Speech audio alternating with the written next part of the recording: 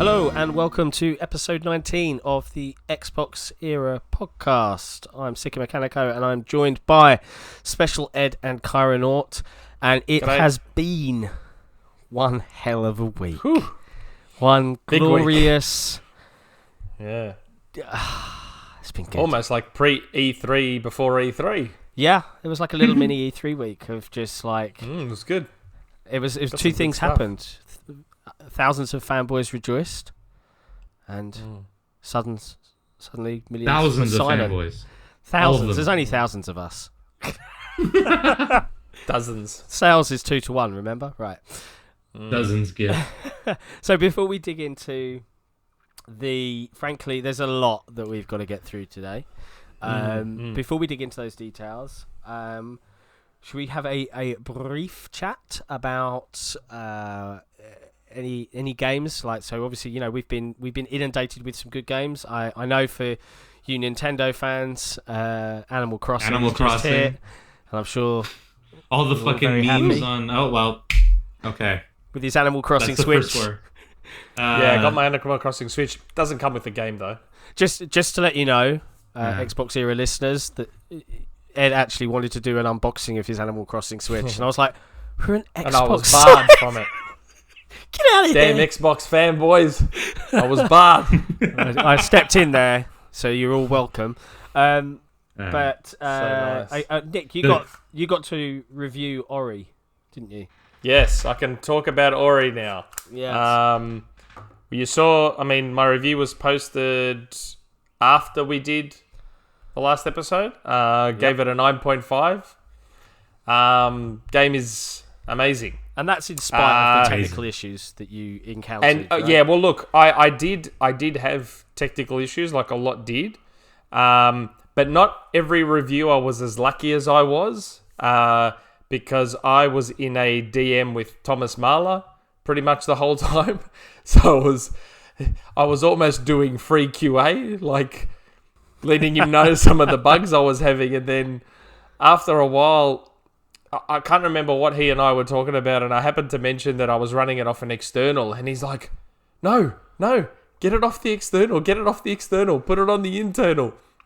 And then I got to about 44% into my game, and it just got the issues. I had the save issue, the frame rate started tanking a lot, it started to get pretty bad, so I was like, you know what I'm going to do, I'm just going to stop. I stopped that save, uninstalled the game, reinstalled it over to the internal, started a fresh save. And I think they had the day one patch out around this point as well. I think the patch released like 24 the hours day one before. patch came out after that, but I started my new game on the internal and basically didn't have a problem after that. And then the patch came. So yeah, for me personally, moving it over to the internal pretty much fixed everything. So yeah, That seems a bad. weird step to like ignore external drives in QA. I don't think it's ignore. I think it's just Yeah, I don't they had some technical issues, and they still do. But I think it's a testament to, and I've completed the game as well. I think it's a testament Amazing. to how good the game is. You know, back in 2015, Ori was one of my favourite games of that year, if not Had my some bugs favourite. too. And it had some bugs, but Will of the Wisps is genuinely a triumph of... Amazing. It's like a culmination of everything that you loved about the first game, just expanded, and but it clearly rips off Hollow Knight, right? No, I'm kidding. Oh It yeah, doesn't. no. It's a Hollow Knight clone. It is a Hollow Knight clone. Hollow Knight fans, right? It's okay for some games to have the same ideas. It doesn't mean that they are ripping them off. No. It means That's it means bizarre. ripping off, right? Like every cartoony art style started with Overwatch. Everyone knows this. Oh, Right? every game that has a gun, copied Commander Keen, didn't they? oh, Yeah. They're all just Commander Keen clones. yeah. All of them. I- They're Commander Keen likes.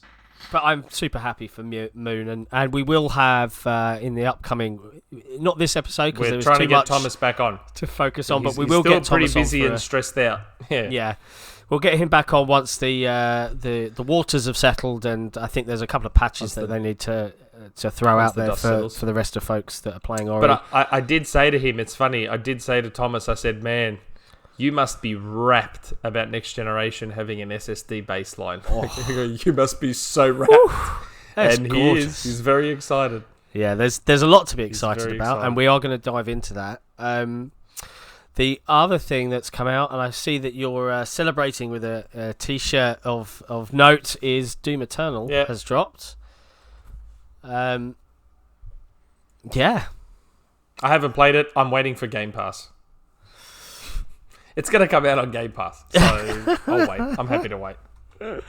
I've played a little bit. I'm not the one reviewing it for XboxEra, but I do know that currently the chap that is reviewing it, which is Fairy Empire, He's enjoying it.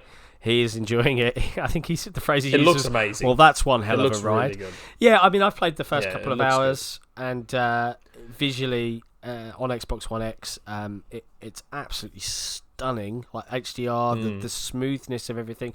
From a personal perspective, I found that the aiming just felt a bit wrong. I had to really play around with the settings to get it to feel right, so that all this cool stuff that I was doing felt natural. It felt the closest approximation I can make is, if you remember Perfect Dark Zero when you were playing Rare's launch game for 360, it felt a little bit like you were aiming in angles of A square. like in a square box instead of a circular one. I don't know. It didn't have auto aim. No, it's there. It just didn't feel quite right. And I'm sure I'm in a minority because the scores for the game have been fantastic, and I haven't seen that really expanded upon in any reviews. But the game is so heavy metal that it shut down my Xbox, like my Xbox One X, several times, which is it's not happened before. So either my Xbox is now broken because it couldn't handle the pure rock and roll of Doom's Eternal soundtrack, which is awesome, but great stuff. Super exciting. So there's lots of good games out, and I think that's it. That's the end of the podcast. I don't think there's anything else to talk about. We'll see you. No, wait. Hold on a second. I haven't gotten to talk about my game. Cairo's playing games, I think. Yeah, what are you playing? So while you guys are playing Ori and Animal Crossing, both I'm not playing fine, excellent games, and then there's Doom Eternal, also a fine, excellent game. Next Persona week, 5. oh, nothing to do with fucking Persona. No, next week on Monday, a VR title comes out with a big name attached to it. Half-Life Alyx releases next week. Is that on next Monday. week? Next week on Monday. Wow, Preloads it's up actually soon. came up. It does today. release Monday. I have a spoiler, but I don't want to spoil anyone. I know something about. So when you say next week, you mean 2 days away? 2 days away. Yeah. Yeah, okay. I've preload is already prepped. live. The game launches 10 a.m. Monday morning. Monday for me, the 23rd. And I'm on West Coast, California. So judge your time appropriately from there. But I am absolutely stoked to play that game finally. Only I had a VR headset. If only you had a VR God damn headset. it! If only. I ordered the game yesterday, and I also ordered a 10-foot long USB-C cable in preparation because My cable the one I comes have today. is just the one I have is only 6 feet, so I'm gonna need a little bit more wiggle room here. Will this run on a Quest? Through the Oculus Link, yes. So only through the link. Yeah, you have to plug it so into you're a gonna PC. you're gonna need a high quality USB 3.0 USB-C cable to connect to your computer, but everything should run perfectly. I can already run like Elite Dangerous VR through the link, and it works flawlessly. It's gorgeous, isn't it? It's gorgeous. Did Elite Dangerous blow your mind? Because the scale of that game yeah, for you know, VR it's is like just like going in hyperspace in VR is just coming an up by a insane sun. experience. Amazing. Yeah, it's an experience. So look I at have him. no words to describe how hype I am. Mr. for Anti-VR. my first big anticipated release of this year to me. Do you want me to hype you just a little bit more without spoiling anything? Hype me a little bit, Okay. a little bit more, please. I happen to know a massive part of the end of the game because a friend of mine has a review copy.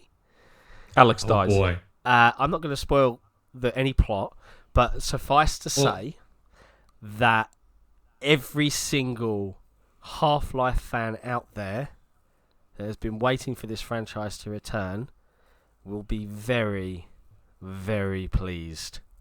Oh boy. Well, I'm already pleased we're getting a Half-Life game. My final note: when the credits roll, watch them all. That's it. I'm not going to spoil anything else, but you'll enjoy the end. All right. Actually, since your friend has a review copy, this probably isn't a... I don't know if this is a major spoiler, if it's anything you know about or that you can talk about. But length of the game. Did not ask, but so can't divulge. But I don't believe it's short. Okay, that's good at least. I was hoping it wasn't short. I was hoping it was like a full-length, single-player game. I think it's going to satisfy a lot of people out there, and also anger people that perhaps aren't into VR or have no taste. That's the thing I've noticed is, like, there's a lot of articles coming out. He's talking about me. No, but there's a lot of articles, and I saw one from Engadget that was released a couple days ago, talking about how Valve has undue praise given to it, and I agree at some points, like, Valve just doesn't have... Why are you flashing that thing? For those that aren't interested in VR, they can watch something cool. Yeah. So for those who are listening, he's flashing on screen his teal... Teal. The pastel blue and green. Switch controller. Teal. Yeah. So nice. So, but anyway, there's been a few articles saying of how, like, Valve is being anti-consumer, and it's listing a bunch of ways that some of them, like, I kind of have to agree with because they're just obvious, you know. But they mentioned, like, how making Half-Life Alyx VR only is an anti-consumer move because nobody has a lot of VR headset, and there's not a lot. And it's like, so that's like saying an exclusive is an anti-consumer move for even though, like, the purpose is to push units, right? The purpose of making Half-Life Alyx is to push VR. Like, you're not going to push VR with a non-exclusive, right? You know? Yeah, I just don't understand that. Like, that point. I get why people might be cross that it's in virtual reality and not in a standard FPS format. But look, it's Valve's IP. It's Valve's game. If they want to make it in that way and they feel that that's the best way to tell a story, who am I to stop them? You know? Yeah. I'm just... You know, it's like anything. Exclusive game comes out on a platform you don't own. Go invest in that platform. If you want it, that's what you have to go and do. It's been the video game way for generations.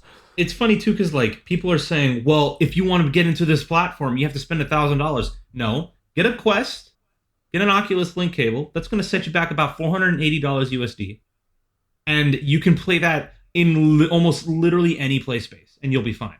Like, well, it's not difficult. Think the argument there is, yeah, you've got to spend a minimum of $400, pounds, whatever, on the VR device, but you also have to have the computer to run it, PC to run it. Now, I don't expect it to be particularly resource heavy because it's just got to be the minimum VR spec. So one would presume a GTX 970, which is what the minimum spec is for the Oculus Rift, would run Half-Life Alyx.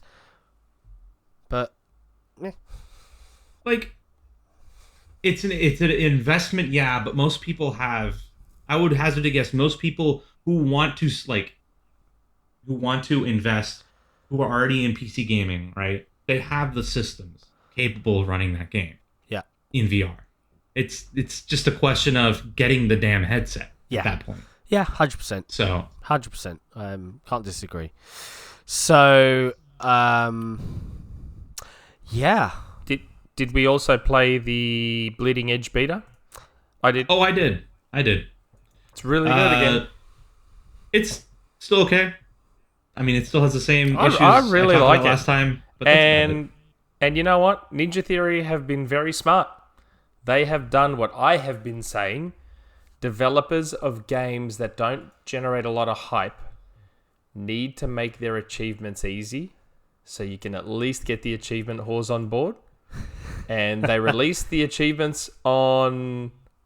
they released the achievements for Bleeding Edge, and it's a really easy 1,000. Yeah, so I'll play I'm going for it. I am going for that 1,000. Yeah, it was... but I actually enjoyed the beta, honestly. I thought the beta was quite good. Yeah, I haven't played the beta because I know that I don't think any of the progress is going towards it, but I will be jumping in when it launches, and that launches 24th, the day, isn't it? Yeah, Tuesday. So it launches the day after Half-Life Alyx, so 24th of March. Yeah, the end of March is just... And PC and Steam. March has just been crazy so far. But like this is it now. In terms this of game is releases. Like the road to... We're starting the big road to next gen, and the big releases all coming out this year. Yeah. Wow. Yeah. 4 games in about the span of a week. It's bonkers. 4 big games. Another thing that we should probably mention, and obviously for anyone listening to this, I'm sure in some fashion or form, your lives have been touched or affected by the pandemic that's spread across the globe at the moment. We know, much like everyone else, it's uncharted waters and it's scary times. I think a lot of video gamers, though, are like, I've got to stay indoors. All right. So in a way, this our whole lives after a while, to be honest. In a way, we were bred for this. But it's obviously had some knock-on effects. So we know now that E3 is cancelled, and all of our platform makers. So aside from Sony, who weren't attending in the first place, but we're now looking at digital presentations. That's fine. That's fine. It's just going to be interesting. We're okay to not have our big, expensive live ads. That's fine. Yep. It is okay. We'll still get info on the games. It's just, I wonder if the atmosphere will be somewhat different.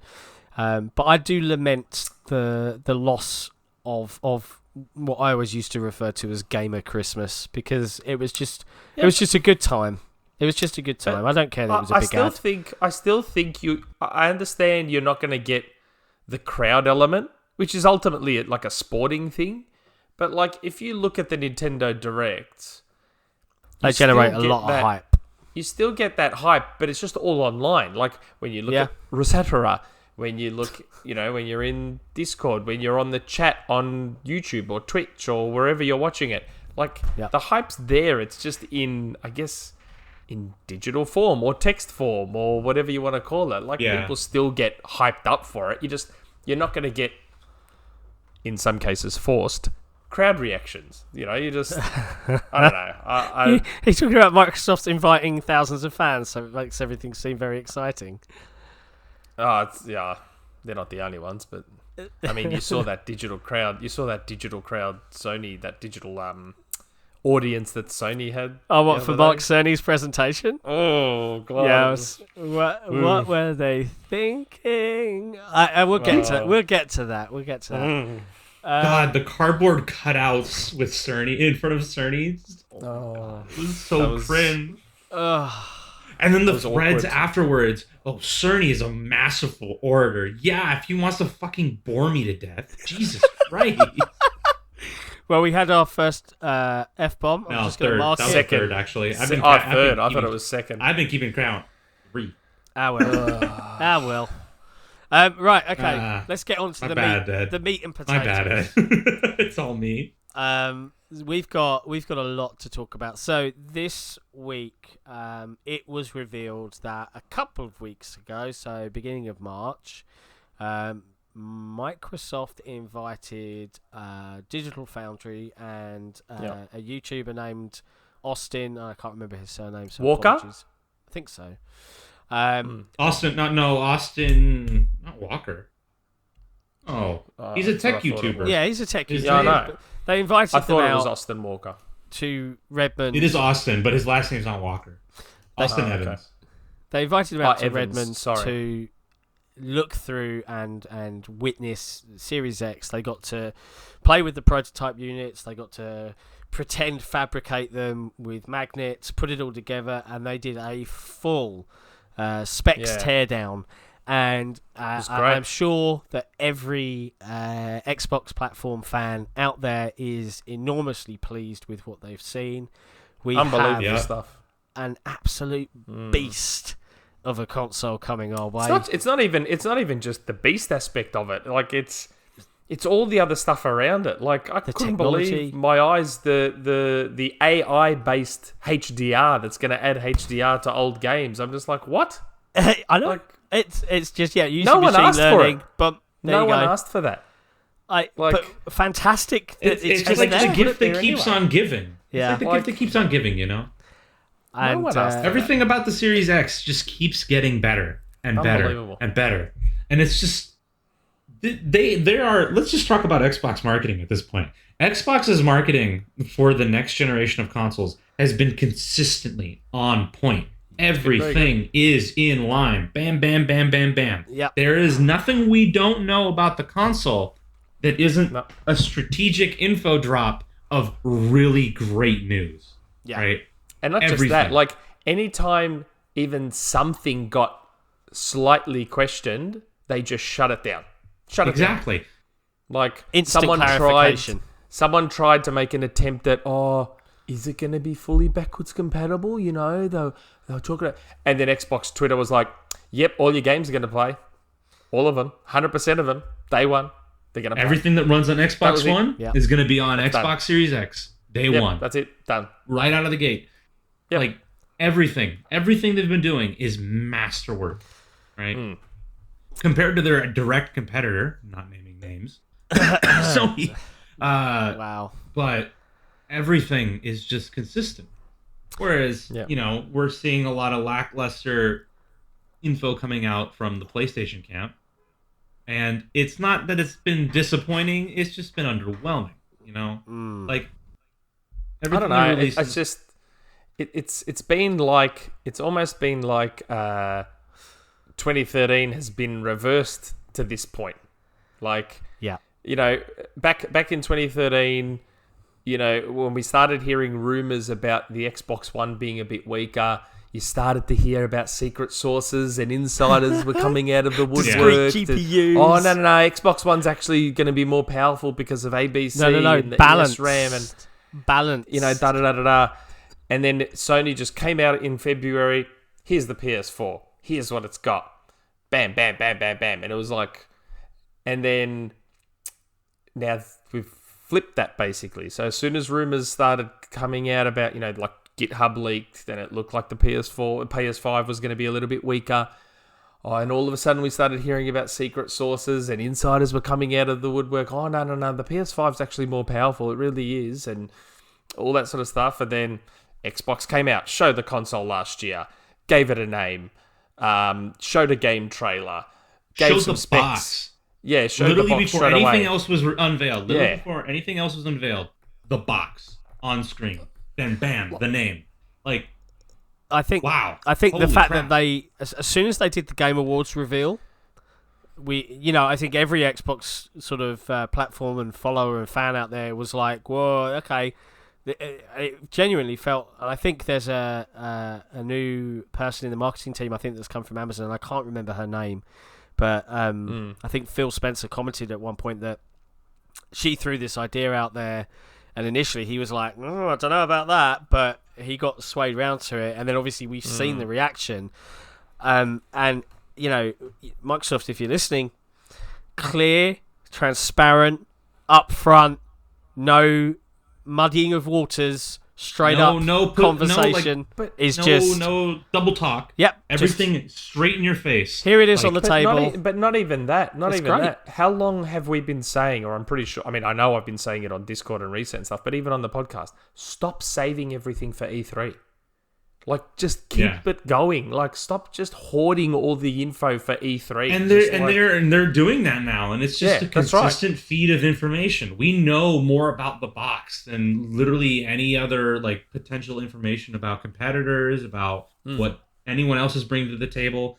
We know nearly everything about the Xbox Series X, other than its launch date and price point.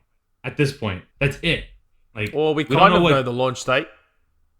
Holiday 2020. Well, they said Thanksgiving. Yeah, Something something. said Thanksgiving now, 2020. And then they quickly retracted it and said that's Did inaccurate. Yeah, they retracted it and said it's inaccurate. But like you said, okay. straight up as soon as that leaks, they were like, "That was inadvertently pushed there. That's not accurate. We're committed to holiday 2020." So I was like, September's off the table. September's back on the table. You know, like. But what's weird is that apparently on the US site, it never changed from holiday 2020, but it was like the Australian site, the UK site all said Thanksgiving, and they're not even Australian or UK holidays. That is an American holiday. It was very weird. It was a bit very, strange. very strange. So, but it's just amazing, like the turnaround for the run up to next gen compared to this one. It's all just reversed. Everything's been reversed. It's just insane. Yeah. To this point. And what kills me though is still the conversation we're getting from the Sony camp, and not so much the Xbox camp since it's pretty cut and dry. At this We're point. happy at this point.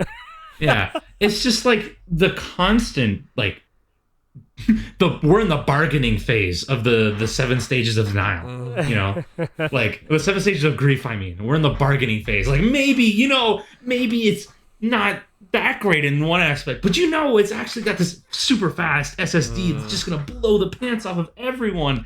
And I it's swear, just like, if I didn't know any better, I would swear that over the last 48 hours, I would have thought that the PS5 was just a black plastic case with an SSD in it, and that's all that's in there. yeah. If I didn't know any better, that's all it is. It's just an SSD And fucking inside people a and, big like, case. And people just like mincing going into the straight pedantics, the semantics of what Mark Cerny is saying to figure out what he actually means about backwards compatibility. And then it comes out that PlayStation's I'm like, glad okay, they clarified it. we're gonna eventually. have thousands of PlayStation 4 games compatible at launch, right? But the way they phrase it, where it's just like, so the They should hundreds be. we've tested, like most of them are pretty good to go, and we'll be testing thousands more up to launch. Yeah. It's like, okay, great, but that's still not 100% compatibility, right?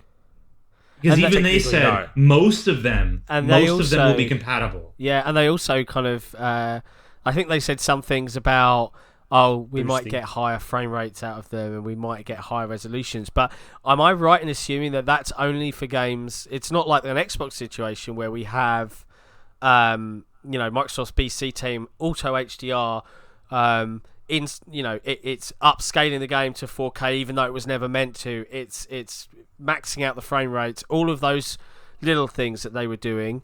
It's not like that. Yeah. This is just if the game's checkerboard, it will run at its max volume.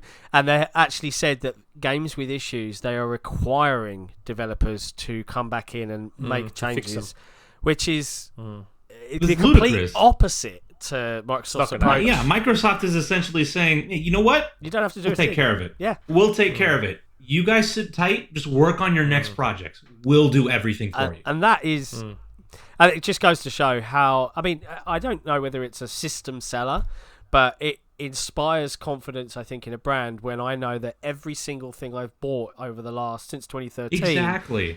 aside from Kinect games, is going to come with me.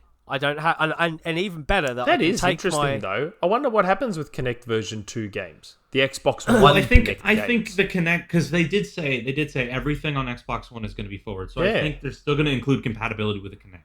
I'm going to try I think- Dance Central. 'Cause I'm going to everything try on the Dance Central Xbox- on the Series X. I guarantee We'll see you, how it works. Here's what I think will But- happen. It will load and go, no Kinect detected. That's No, what I I think. think Kinect will be compatible. I think that Kinect doesn't will be sit. compatible. That doesn't sit well with me. That doesn't. I think sit I well can will be with me. forgive compatible. every Kinect game not coming. Sorry. Really? Don't care. Yeah. Nah, Who cares? That doesn't sit well with me. It's dead. There's no It's dead, reason Jim. that camera. There's no reason that camera shouldn't be able to plug in and work. Especially now that like all the power is like in specific Yeah. accessories that you need to have with the camera, and Yeah. the Series X and the One X and the One S don't have the capability of powering the camera natively, but they certainly can power it over play with it over USB, right? Like there's no there's an adapter. There's an no way. adapter that Yeah, runs that's it what I'm through talking about. Like, USB. with the adapter, Yeah. with the adapter, everything could be run through USB. And that's right. pretty much anyone still with a Kinect that has a 1S or a 1X is gonna have that adapter, right? Like me, I have that adapter with my So Kinect. do I. So I'm gonna at that point, I think it'll be fine. I think it'll work perfectly out of the box, 100%. But yeah, in the end though, the console is an absolute monster. And I mean, don't get me wrong, the PlayStation 5 is great too. It's going to be a great console. It's going to be a great console with great games, and I think PlayStation fans will be happy. Yep. I still think those variable clocks PlayStation fans will be might cause problems.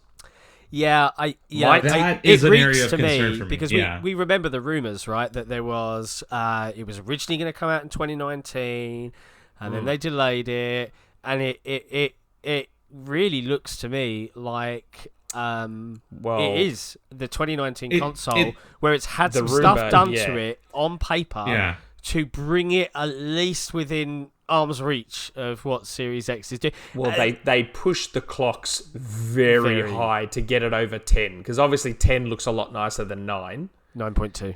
Yeah. GitHub was right. Yeah, 10 obviously looks a lot nicer than 9, so they've pushed the crap out of the clocks. It's basically, to me, what they're saying is they had stable clocks at the beginning, but then they introduced the variability in order to get some approximation of close to the Series X. Because at this point, like, from a spec sheet, like, if you just look at the raw numbers on the spec sheet, compare side by side, the Xbox One beats it in literally every category outside of the SSD bandwidth. That's it. Every category is a green checkbox on the Xbox side except the SSD. And honestly, like, we're just going to have to see how the SSD part plays out, because at least from my perspective, and I'm pretty sure it's a couple of, like, your guys' perspective too. I know at least Nick's perspective. Like, that SSD speeds are going to be nothing in the face of lower clocks on CPU and lower clocks on GPU in variable situations. Yeah, I don't know if it'll be nothing, but I know that one of the, I think Alyx from Digital Foundry, he's been posting a lot in those threads saying that... Is that Dictator? I think the CPU might be... He's saying that he thinks the CPU might be a bit of a bottleneck on the SSD. I think, again, don't quote me, I'm not 100% he said that, but I've read it somewhere that the CPU could bottleneck the SSD a little bit. Yeah. But my concern, again, because I'm big on backwards compatibility, is what effect is the variable stuff going to have on the PS6 going forward? PS5 backwards compatibility. Yeah, it feels very much like a Band-Aid, and I don't know, I'm just shocked, to be honest with you. It's like they're not thinking very far forward. For the Sony camp to come off of what has been a roaring success of a gen, they've outsold the Xbox platform 2-1 worldwide. They've garnered tons of accreditation for their first party. Their games have won multiple Game of the Year awards, and to suddenly see this team not being as efficient and as drop the ball in many ways. Yeah, and it really is 2013 reverse, because I think if you go back in time, I think every reviewer, games journalists out there were like, the 360 was a great console. Microsoft are in it to win it this gen. I think it might just be a case of the hubris coming back. I'm not going to fucking parrot around the arrogant Sony. Yeah, arrogant. I'm not going to parrot on the arrogant Sony thing. But there is some level of at least managerial hubris of, we kicked Xbox's butt this gen. We have solidified our lead. We are likely going to keep it into next gen, because there is some level of marketplace, like checkerboarding here, like chess games here, you know, where there is a little bit, because we're several moves ahead. We don't think Xbox is going to be able to catch up to us. We're good. Well, I mean that's the thing. The rumor was that the 2019 PS5 was a Jaguar CPU. Yeah, and that was partially to maintain 100% backwards compatibility. But then, of course, developers would have absolutely cracked the shits, and the console just wouldn't have lasted very long at all. Yeah. And if you look at how all of that lines up, I mean, you know, Jim cleared house around that time.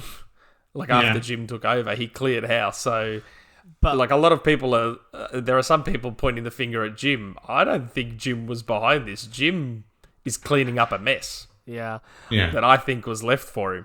A couple of things that I find, like, one, I just wanted to comment on how much of a difference it makes to have someone that actually plays video games being in charge of your video game department within a multi-billion-dollar company. Yeah, like I mean, you Phil just saw Spencer Phil Spencer playing Ori on Xbox Live the other day. Phil Spencer gets a lot of the cult of Phil. But, anyone that's met him, and, I've met him, I know a bunch of the fans have met him, he sits there and just signs stuff. He sits there and there's a queue at Xbox events. But he actually plays games. He actually jumps online. He makes friendships. He adds people. He plays, and he understands. I think this is what's coming through. He's even in our Discord, which is he doesn't chat much because I guess he's a very busy guy. He doesn't chat at all. In case he says something, one day he might pop up. We'll see.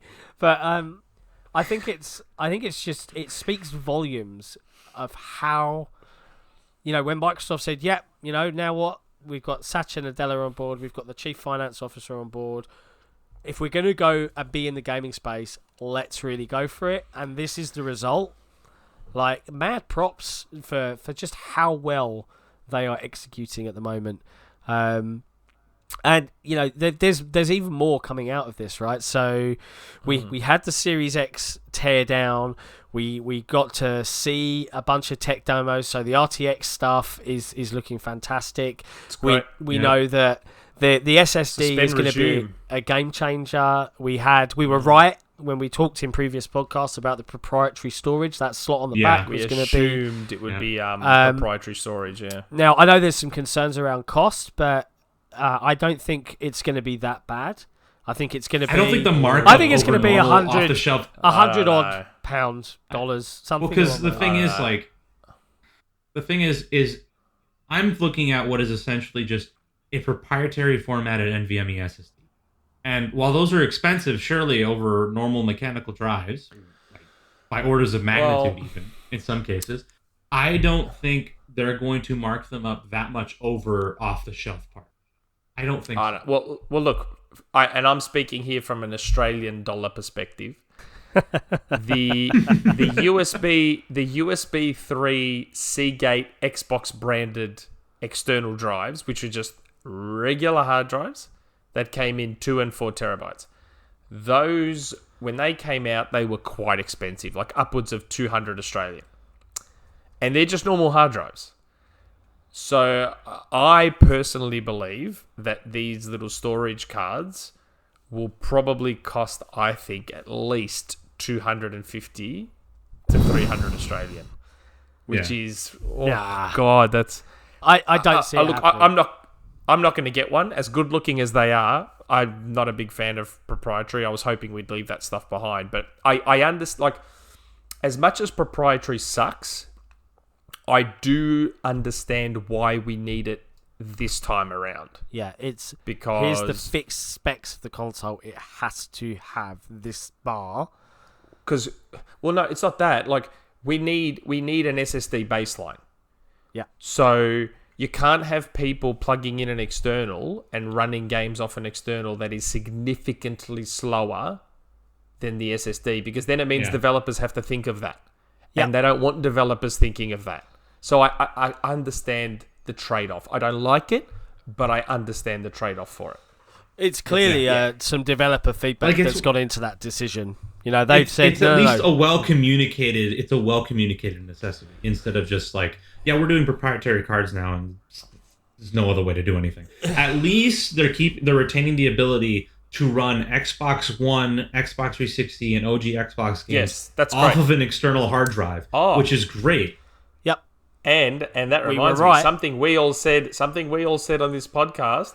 We suspected, because we were wondering, it's like, I buy my Series X day one, I take it home, I'm excited, I want to play a bunch of games.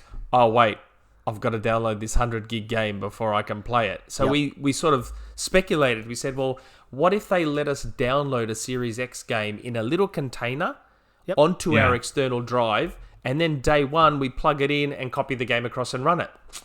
Looks like that's what's going to happen, because they said that we can use our current external to store next-gen games. We just can't run them. Yep. So that means I'm pretty confident that they will soon announce that we'll be able to download those Series X games in advance, sit them on our external, and then day one, plug it in, bang, copy it across and run. That'd be great. Exactly. Such And if a- it's an Xbox One game that also has Series X enhancements, you're going to be seeing like, okay, you can probably Smart preload delivery. the patch that'll let you get all the Series X enhancements now. So when you're copying the game over, you're good. You're done. You don't have to worry about it. And it's And did you? yes, it's an excellent sort of add-on to everything that they're doing, and I think when they're talking about SSDs, and I think we should probably hone in on this a bit, because certainly on the other side, on the other camp, SSD has become it's become the Man. it's become the panacea? Albert Pinello Oh yeah. DX12. We created DX12 kind of one thing they're holding on Moment. to. So let's just break this down a little bit. Yes, the SSD on the PlayStation 5 is capable of double, a little bit more than double, I believe, of the general sort of speed of the SSD on the Xbox Series X. But it's the only platform that has it.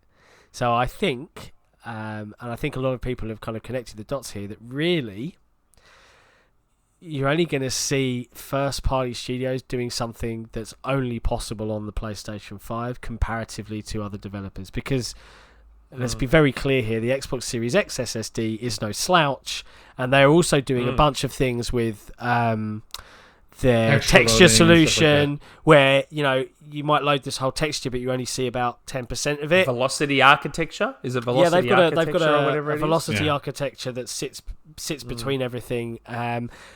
And I think that's one of the frustrating things I've seen is you've seen all this talk about how Sony have somehow put together this really innovative, unique thing, but there was a bunch of very, very clever technical updates and technologies. We've got like SRS, is it VRS, variable rate shading, which we haven't heard about yet with the PS5. I'm sure it'll come, but we haven't heard about it yet. Well, and it threw some doubt out there because they've called it an RDNA 2 custom Zen 2 processor, but they haven't mentioned a bunch of features that we know are part of RDNA 2.0. So I'm starting to think it's like an RDNA 1, 0.5 but with RDNA 2 features 1 plus, stapled on top. I am leaning towards that, but what do we know? We're not PlayStation era. Let them theorize. But suffice to say, it's really, really going to be an interesting generation because we now have all three major platform holders, Nintendo themselves, Sony, and Microsoft firing. Well, maybe not Sony right now firing on all cylinders, but we certainly have. They're all coming from a good place. They're all coming from a really good launch pad. Yeah, that's a really good way of putting it. And it's very interesting to see that we're going to be seeing a lot of developers most likely start targeting the Series X as the baseline. Because barring the SSD speeds not being as great as they are on the PlayStation, right? I don't think they'll care that much, right?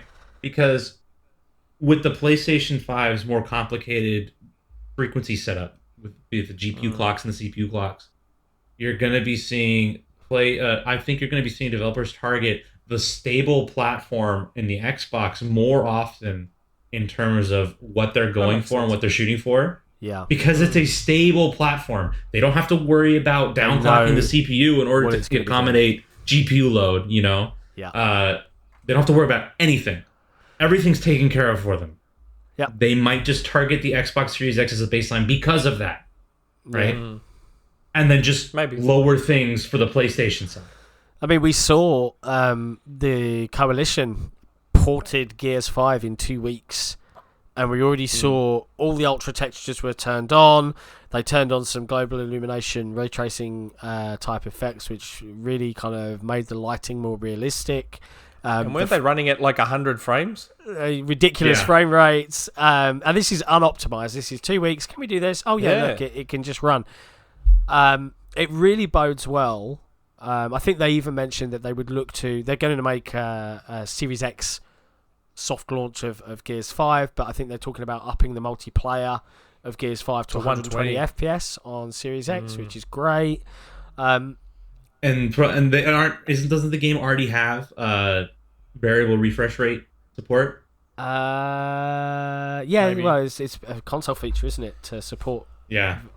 that? So, and we're already starting to see new TVs come out with variable refresh rates, FreeSync 2 support.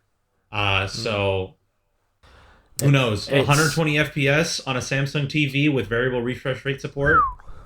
You're And gonna while be we're locked. talking You're gonna about- be set. Yeah. While we're talking about the SSD, did you see the State of Decay demo? Yes. How the The load time, and this was like there was no update, there was no optimization. They just stock ran State of Decay 2 on the Series X, and the load times went from like 35 seconds to 8. Yep. Did you see as well the quick resume? What? Sorry, the multi-resume. Yeah, I mean, the funny thing with back to the load times though, there was a lot of people saying that wasn't that impressive. Like the Spider-Man demo was like 1 second. It's like, yeah, but that Spider-Man demo was optimized to show off the SSD. This was just State of Decay 2 running stock, backwards compatible, and the improvement was significant. And then games that are built with that SSD in mind may not have load times at all. Yeah. Yeah. Like the fact that I can finally play Recore now and hopefully not have to wait 15 minutes for the game to start. Yeah. Because Recore's load times are Saturn PS1 level of load They times, were man. obnoxious. It is unbelievable, the load times on Recore. Even on my, for a while that I had a gaming PC, I loaded Recore onto the SSD, and even on the SSD, the load times weren't the best. Like, that game has serious load times. Just unbelievable Absolutely stuff. bonkers. Oh, yeah. But the suspend resume looked great. It's weird the way they've done it. So we know, I mean, I've said 100 times, on Switch and PS4, suspend resume is flawless. On Xbox One, it is not great. Yeah. Now, what I found weird with the suspend resume here, I mean, it's awesome that it supports 6 games. I think that's a little bit of overkill. 5 or 6 games. But I was happy with just 2 or 3 within their power budget. Yeah, I know, but I would have been happy with just 2 or 3. For me, it's the reliability of it. So I'm hoping that demo is an accurate representation of what we're actually going to see the day we bring those consoles home. Yeah. Now, the part I found curious about the suspend resume demo was each time they resumed a game, we got the splash screen again. Yeah, it was like which I found interesting. Yep. So right now, I don't think we get that on Xbox One, do we? Yeah. I haven't suspended resumed on Xbox One for a long time because I don't use the feature on Xbox. Yeah, it flashes up momentarily if memory serves. On most titles, Does it will flash the splash screen and then load you into your instance. And in some cases, like multiplayer games, it might relog you into Xbox Live and servers and things like that. But yeah, I wonder if the number of games suspended affects how quickly we get back in as well. Like, I will only ever have 2 or 3 games. I will never get into the whole I think the whole 6 suspend games. and resume game thing with being 6 is to cover each tile in the recently played bar on the dashboard. Yeah, maybe. Because there is 6 tiles. So but one of them each your stays the 6 store. games- But one of them stays the store. I don't know if you've noticed that on the new dash, but one of those tiles is always the store. No. Not on my dash. Nope.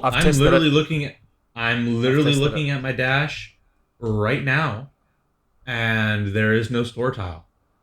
So wow. And there's actually tab. 7 tiles.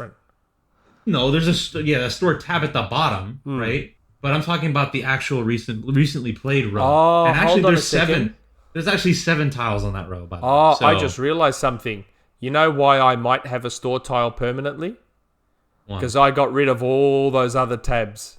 I got rid of all of them. Community, store, Game Pass. I got rid of all those. Wait, you can turn them off?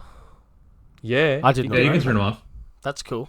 I just kept my pins. All I kept was my Xbox One pins, I've not even bothered 360 using pins, my pins OG anymore. pins, and that's it. I just kept those pins. So that could be why I've got a permanent store tile. Wow. I think. That makes sense. Okay. So That makes sense. so it is looking extremely favourable. The technology looks amazing, and we're all super happy. But there was something that I suspect, and we don't know this, so this isn't confirmation or anything. I suspect that Digital Foundry, Austin, and the guys that went out there to view Series X, they also saw Lockhart. Like, I suspect that Lockhart was shown and talked about, but with a stipulation that you can't talk about this yet until we've pulled back the curtain, and whether it's going to be in that same vein. Like, okay, you've had Series X, it's clearly a top of the range. That's your premium console. That's your $499 price bracket. Now let's talk about what we're going to do for people that don't care about 4K and don't care about the best of the best of the best. Here's Lockhart. Do we still think it's coming, or do we think that? I hope it doesn't. If I'm Microsoft right now, I'm getting aggressive. I'm ditching Lockhart and I'm pricing the Series X at $399. Oh yeah, if you could, I just go straight for the jugular and just go, yep, $399, bugger it, free multiplayer. See you later. And every box comes with a year of Game Pass. Bam, right there. It won't come with a year. It will come with a month. Just get super aggressive. Yeah. Like, it's funny, we've got John from Digital Foundry in the Discord, and I did try to get it out of him. I was like, yeah, we had a sneaking suspicion you guys were getting something, but we thought it was Lockhart, and it turned out to be Series X. And he's like, yeah, I don't know where everyone heard it was Lockhart. And then I said, have you guys seen Lockhart? He's like, I'm not saying anything. He wouldn't tell me. So I tried to get it out of him. I don't know. I'm not saying anything. If you hadn't seen it, I'm trying to get it out of him. So he hasn't broken NDA, so no. I did try to get it out. I tried to get everything out of him, and he was very steadfast on not giving me jack. Yeah, man. So it's interesting. Take that for what you will. If it turns up. He's very impressed with both consoles, though. Yeah, we had a chat about the PS5 as well, and he's excited. With both consoles. He's super excited because it's not. Next gen's going to be great. It's not the case that they're both exactly the same. Both consoles, no, they're not at all, are doing things slightly differently, or even very differently, and that's going to mean that for Digital Foundry, at least, they actually get to do some interesting technological deep dives in a way that they haven't really got to at the moment. Let's be honest. Comparison videos, aside from the Xbox One OG or the One S looking blurry, they're very similar most of the time. So it's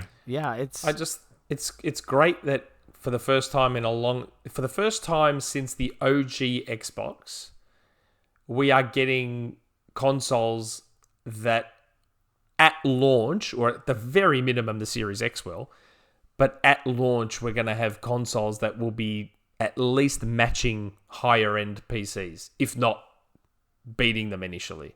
At least for a little bit. Like, we're not getting consoles that are potatoes straight out of the gate. Yeah, I've got an RTX 2070 Super, right? And I think that the Series X, in terms of power, is equivalent to... like, tops it. I couldn't run tops it. Gears 5 at 4K at 60. And yet, I've seen Gears 5 at 4K at 60... running. And this is the thing, they get to optimize because the spec doesn't change. They don't have to take into account mechanical hard drives or lower spec processors. They know exactly where they're aiming for, and they can do using a bunch of these technological add-ons and new pieces, new methodologies to really refine and just make sure that performance target really hits. But with regards to Lockhart, I know you're saying ditch it, but from a business point of view, from a bringing in people to your ecosystem, launching a £249, $299 console that can play all of the games that are releasing, but the only difference between them is 1080p versus 4K, is... I think is a great shout, but the problem that Microsoft will have is making that nuance and the reason it exists come across without completely muddying the waters from the fantastic job that they've done from a marketing perspective so far. That's my concern, is if it does exist and they do announce it and they go, here it is, how they explain it without confusing the hell out of everybody. I think it's not necessarily just a case of how they explain it. I think it's the case of market positioning. because you can explain that this exists because we want to attack the lower end, right? But like, so who is it for, right? Well, people who want to get into next gen cheap. Okay, great. But like people who are going to be early adopting at the beginning aren't just in it to get next gen cheap. They're in it to get the latest and greatest and then never have to spend a dime afterwards. You know? But That's why you're better off aggressively pricing Series X at $399 and just get rid of Lockhart altogether. Either get rid of Lockhart or delay it for a year, so at least you have the Series X sitting on top for a while.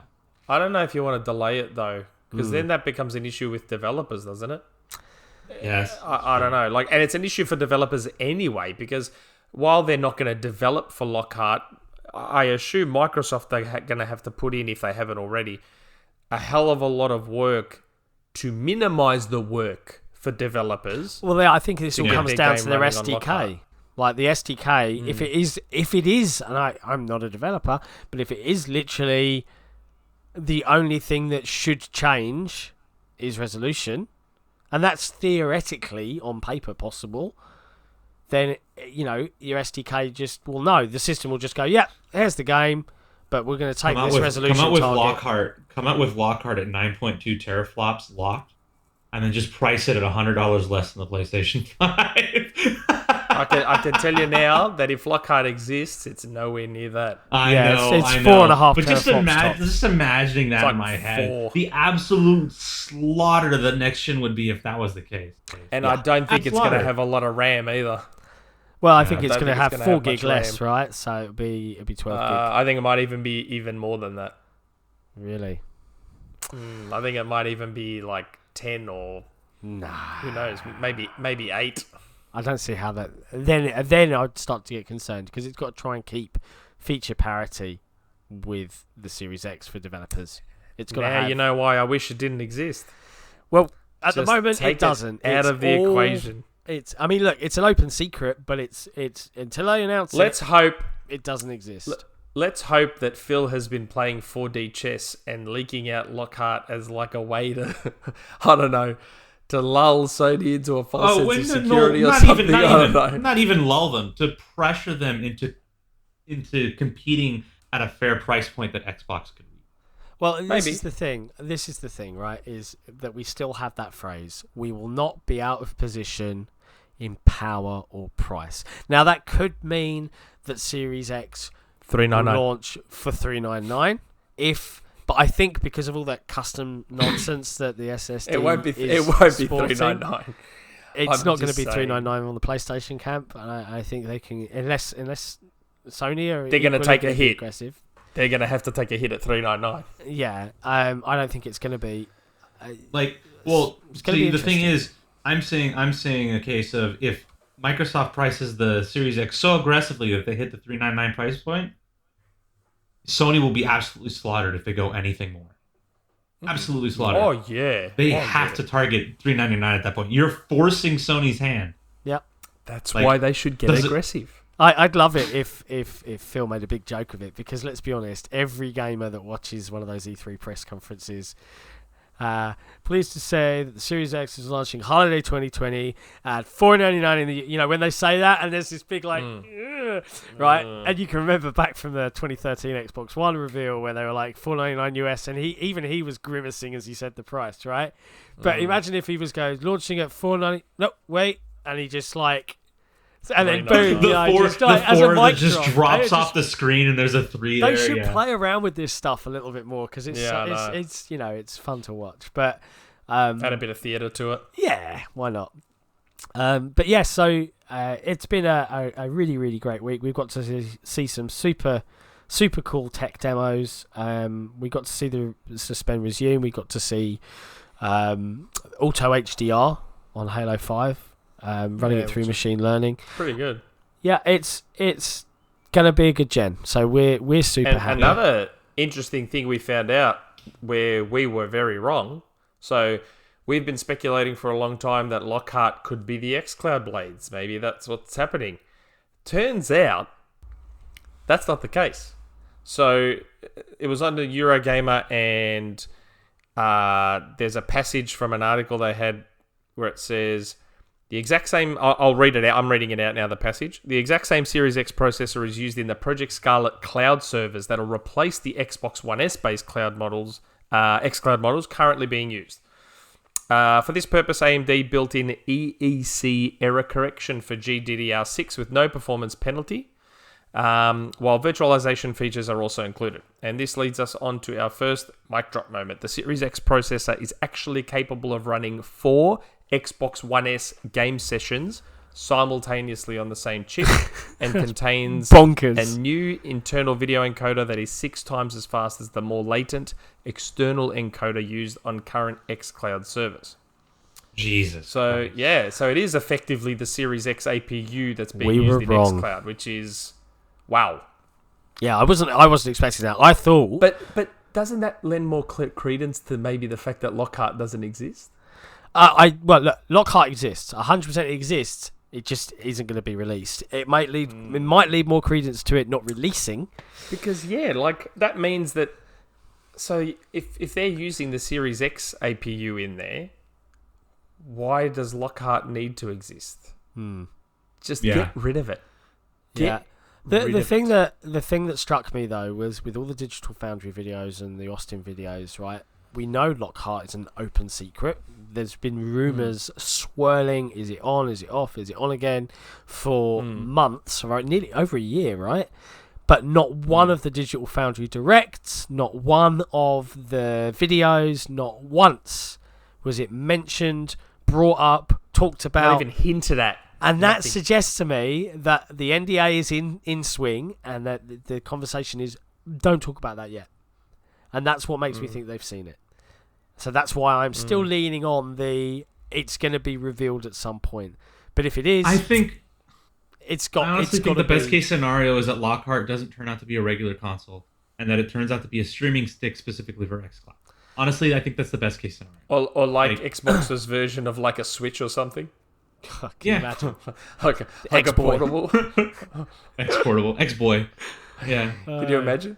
Yeah, if anyone can squeeze a console into a tablet, it's Panos. Honestly, it makes sense if Lockhart is a streaming stick or like an Apple TV-esque little tiny box, right? Because at that point, then you're arguing that you can buy the Series X, which is a proper console.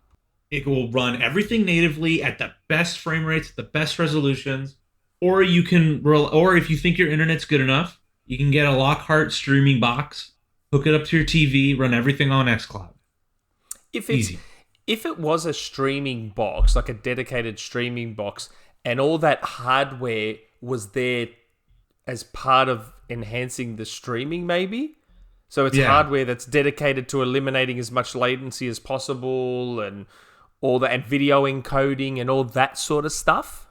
So it's still technically streaming. Do you know what I mean? So maybe there was a YouTube demo from one of the Microsoft research teams where they had a local device running the game physics calculations, but it was all like super low res, and then the video encoding was synced up with the version running in the cloud to produce a version of the game that felt completely latency free, yet the visuals were being pulled from the higher end, more capable machine to run things right. Maybe that's what Lockhart is. Maybe. They did demo the technology. And to reinforce it, because we've also heard rumours that Lockhart has no disk drive. So if Lockhart is just a little box, like literally, because that's come back now too. So we had said on this podcast that it was a traditional console. HMQGG guy had seen slides that showed a traditional console for Lockhart, but now we're starting to hear rumours springing back up again about it being a little GameCube.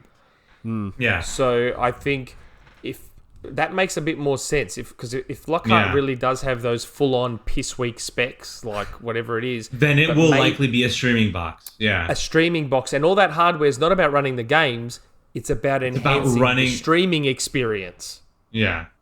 So it is. So you will have the hardware that's being used. You will have the full Series X experience, depending on the internet connection. Yeah, that's right. Maybe maybe we just discovered the secret. If they price it aggressively, If they price it aggressively at 150, competing with Apple, like it's not going to be more expensive than I think 150. No, less expensive. It's not going to be less expensive than 150. Like, because that's Apple TV's like tier pricing. At that point, there's a reason I'm laughing. There's a reason I'm like, as soon as you said 150, and there's someone that's going to be watching this podcast who will also be laughing, Zedox. Ages ago, so I was given some info about Lockhart probably, a year and a half ago. Was this the one where you bet your avatar? Where you bet your no, running naked down Melbourne? Something I was told, yes, something I was told ages ago, and my first instinct was Lockhart's going to be $150, and if it's not, I'm going to run down Burke Street naked. and then, of course, things changed, and that turned out to be a stupid prediction. But then hearing you now say 150 again, it just made me think of that. But if it is a streaming box, that to me that makes more sense. And its existence. $200. Yeah, $150 to $200, which is in the Apple TV range of streaming boxes. The higher end streaming box, obviously, right? But that makes sense to me at least, because then you're basically just saying, hey, here's a low cost, simple solution to enter into next gen with Series X power, games, but streamed from xCloud. Like, you still have like, even if you can buy your games specifically for this box, right? And you're still running on Series X hardware, so developers never have to worry about, I have to target a lower spec solution. Nope, you don't have to target anything other than the Series X, right? So you simplify the developer story, say just target the Series X box, and we worry about how xCloud's going to work, right? And we tell the players, hey, if you just want a low-cost solution or even like another box to put in another room, and you think your internet's fine enough, here's this box for xCloud. This is one of the reasons I want Lockhart to be a thing, is because at launch I would buy one. I would buy both versions, honestly, and I would have my Lockhart. If that's what it is, I would. If that's what it is. Yeah. Like, I reckon we might have cracked it, guys. You heard it here first, folks. We know what the game plan is now. Because then its existence makes sense. Yeah. And then its existence isn't holding anything back, because we keep hearing, it's going to hold back next gen. Ugh. If it's the streaming box and that local hardware is enhancing the streaming experience and reducing latency and all that sort of stuff, then it's okay. Yeah.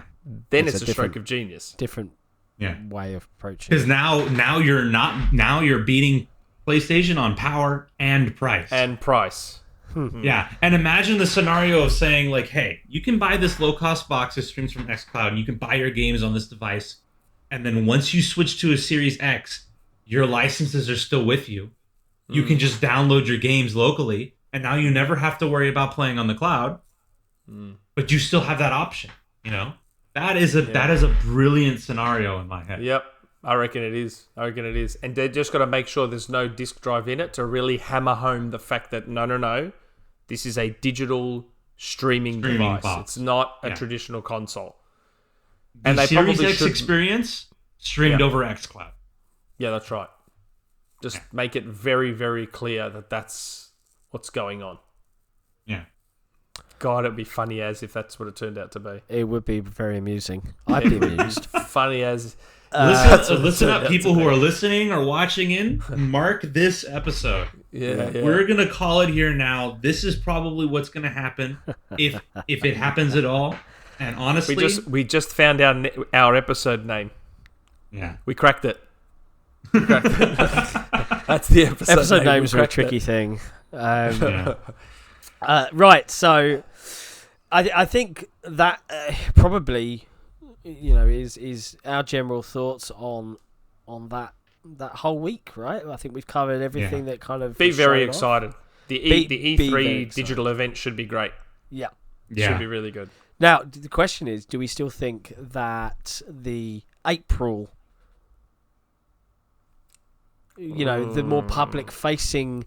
Here's, like the 2013 Xbox One reveal where they focused on just the box and its features for the wider public that isn't a Digital Foundry article. Do we still think that April Direct is coming?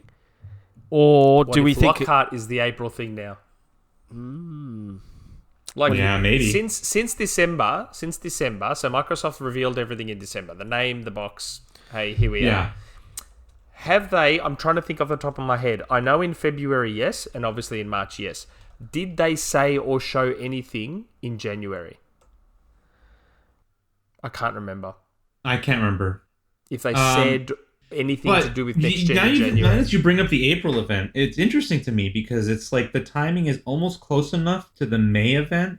The timing, I think, would be close enough to the May event from this generation where they showed off the feature, like the non-gaming features of the box before E3. Yeah. So it makes me think like if Lockhart is revealed, that's where it's going to be revealed, like you said, but they're going to be throwing it in as part of a larger, like, this is the non-gaming story of Xbox.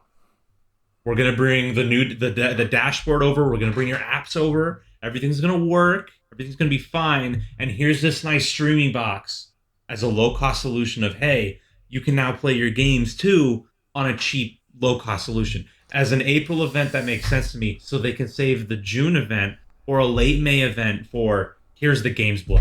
Yeah, I definitely think that because you got to remember from a developer standpoint, E3 demos are a burden. They are a resource hog, and they require like a separate little team to be working on their separate little slice, just to have that big hurrah ready for E3. So I still think we're going to be seeing an E3 show at the original E3 week because that's been the target date all along. I don't think that's going to change. Event. No. But yeah. I will say one thing that I think has changed, and I've been asked about this both in Xbox era and PlayStation era, about what I think's happening with the April show and Elden Ring. If I had to guess, I'd say Elden Ring is now going to make its appearance at the E3 digital event. If I had to guess, I have been asking my source about it, and they're not even sure because Corona has just thrown everything out of whack now. Yeah. But even they said to me, probably a safe bet that it's now going to get shown at their E3 digital event, probably. I think that's because I suspect everything has changed now. So the reason I asked about January is it looks like Microsoft is just continually putting stuff out there to keep Xbox front of mind. So in February we got some stuff. Start of March we got a blog post. Then we got the GDC thing. I feel like they're just continually putting stuff out there. Yeah. Right up in the lead up to the E3 big splurge digital event, whatever that's. I mean, I assume that's just going to be games focused. I don't even know if we'll get price. I think Microsoft might play some games on price. Is that a slipper or some bread? This is what we have to deal with. It's a huge slice of bread. It's a huge slice of bread because I am absolutely starving. This is what we have to deal with on the XboxEra podcast. Cairo either ranting, swearing, or eating bread live on stream. Yeah, I just or my camera out of focus. There we go. I think that a lot of things are in flux, are changing, and it's funny. Speaking of Corona changing everything, this isn't video game related. But how awesome is it that we're getting all these movies to our streaming services real early? Yeah, how good is that? That's pretty good. That's pretty good. Awesome. Yeah, I do feel sorry. Like, the impact that it's had on my family is pretty huge. So we all woke up with colds and runny noses and coughs yesterday. You might have noticed that I'm muting myself and coughing my guts up.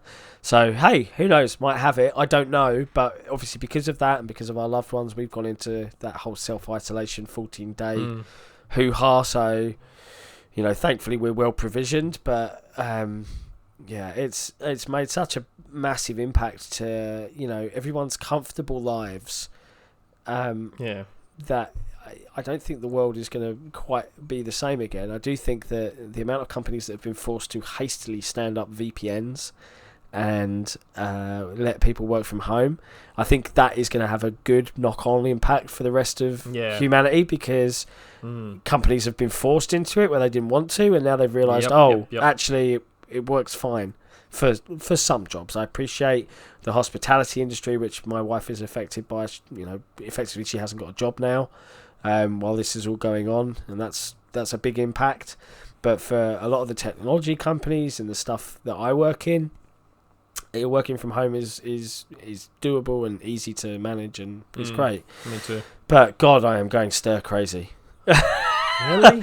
Yeah, I am. I love being in here, but when it comes to the evenings and I think, maybe I'll go play some games, like coming back in here is almost like, I don't want to. I've been sitting in this chair working my butt off all day, and I don't want to come back out here and mong. So I'm looking forward to moving where I can have sort of a bit more of maybe a comfortable game space that's a little bit more attached to the rest of my house. But anyway, drum roll, do we have a Rumourmill for this week? Yes. We do. Lucky us. I teased it on Twitter because obviously, so there was a Twitter user / Resetera moderator who leaked some stuff about Konami. Yeah.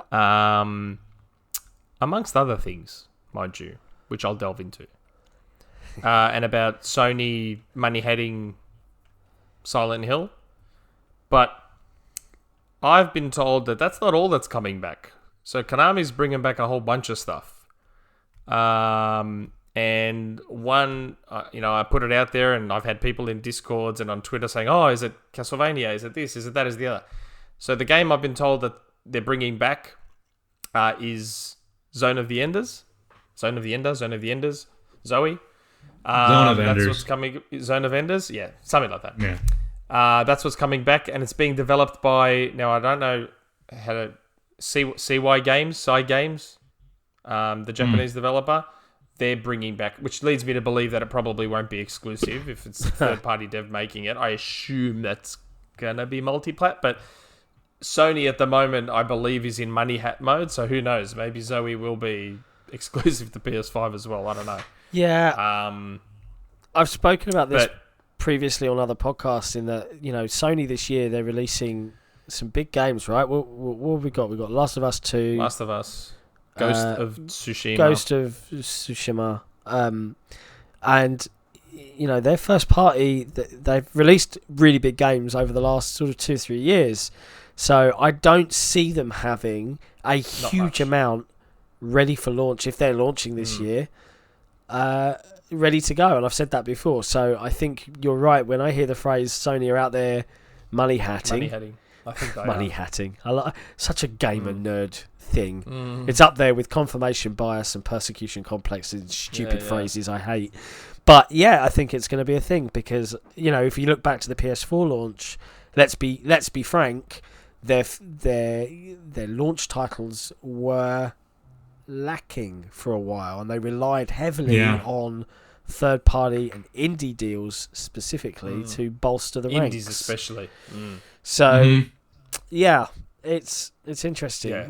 I think there's going to be a lot of money hats. So Zone of Enders, what else? Zone of Enders. Well, that's all. That's the only one I was told. There are others. Well, yeah, but there was a general rumor this week as well. So we also had Metal Gear Solid was. Yeah, I think I don't know. Was it? I'm not sure. I didn't read too much into it. I know Dusk Golem mentioned some stuff about people at Sony not happy about Death Stranding. Some people within Sony performance. And he mentioned some other things. I got told some stuff about that. That story goes really deep. Oh. And I initially got told by my source, yeah, go for it. Mention it. And I'm like, you know what? As juicy as it is, I'm not going to say anything because A, it'll never come out. Yeah. Which means B, it can never be verified or confirmed. Yeah. So it's basically it's just gossip, hearsay. Basically, yeah. Now, while my source obviously has a very, very good track record based on what we've talked about here, it's still stuff that I will never be able to 100% confirm. So, but that story about Death Stranding and people within Sony not being happy and da-da-da, it goes deep and it gets super juicy. You've seen all the changes happening at Sony. Who's been fired, who's been demoted, who's been... All that stuff ain't a coincidence. So make of that what you will. But yeah. Yeah. Fascinating. So yeah, zone of vendors or zone of the enders, whatever it's called. That's one of them that is definitely coming back. That's a mech game, right? Am I Yep, right in thinking pretty good too. I had that on PS2. It was pretty good, and it got a remaster on PS3 and 360. I really want. I know Mech Warrior is a Microsoft-owned IP, and I know that Mech Warrior 5 Mercenaries is out on PC, and at some point I'll jump into it. But I really want I want a spiritual sequel to Chrome Hounds. God damn it! Even if you have to use the Mech Warrior universe. Oh, I love the multiplayer in that thing. It was good times with pals. Sorry. One thing we forgot to mention. We were talking about xCloud before. The xCloud beta is out on PC. Oh, yes. Is it not? Yes. Yeah, you're absolutely right. Yep. And it's running in a glorious 720p. Woo! Wow. Yeah, it's...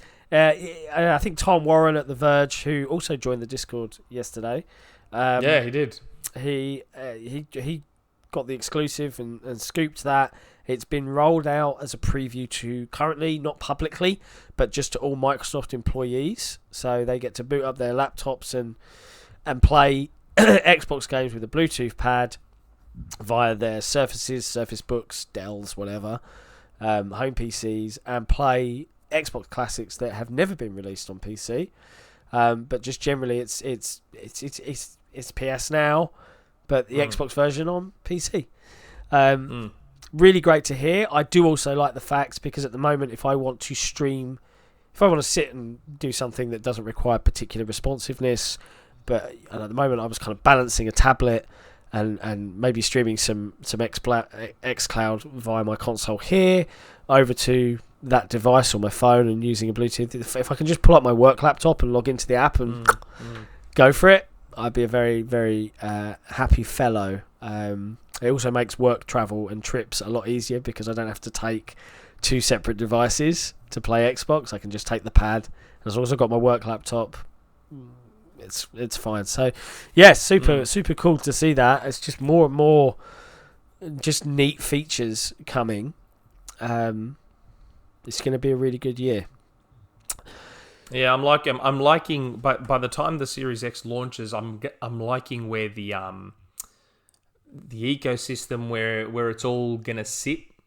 Like I like the fact that we can just pick up and play wherever and have all those options for, okay, I'm just gonna go in the lounge and play because the Lockhart's sitting in there, or I'll be on the Series X in here, and yeah. It was good that we finally got the size specifications as well, the measurements. It's a big Series box. X. Well, I mean, its height is the same as a 1X standing up, which we kind of suspected, but the footprint is only 15 by 15 centimeters. It's not that bad. Like if you, I don't know. I mean, I have to lie it down anyway.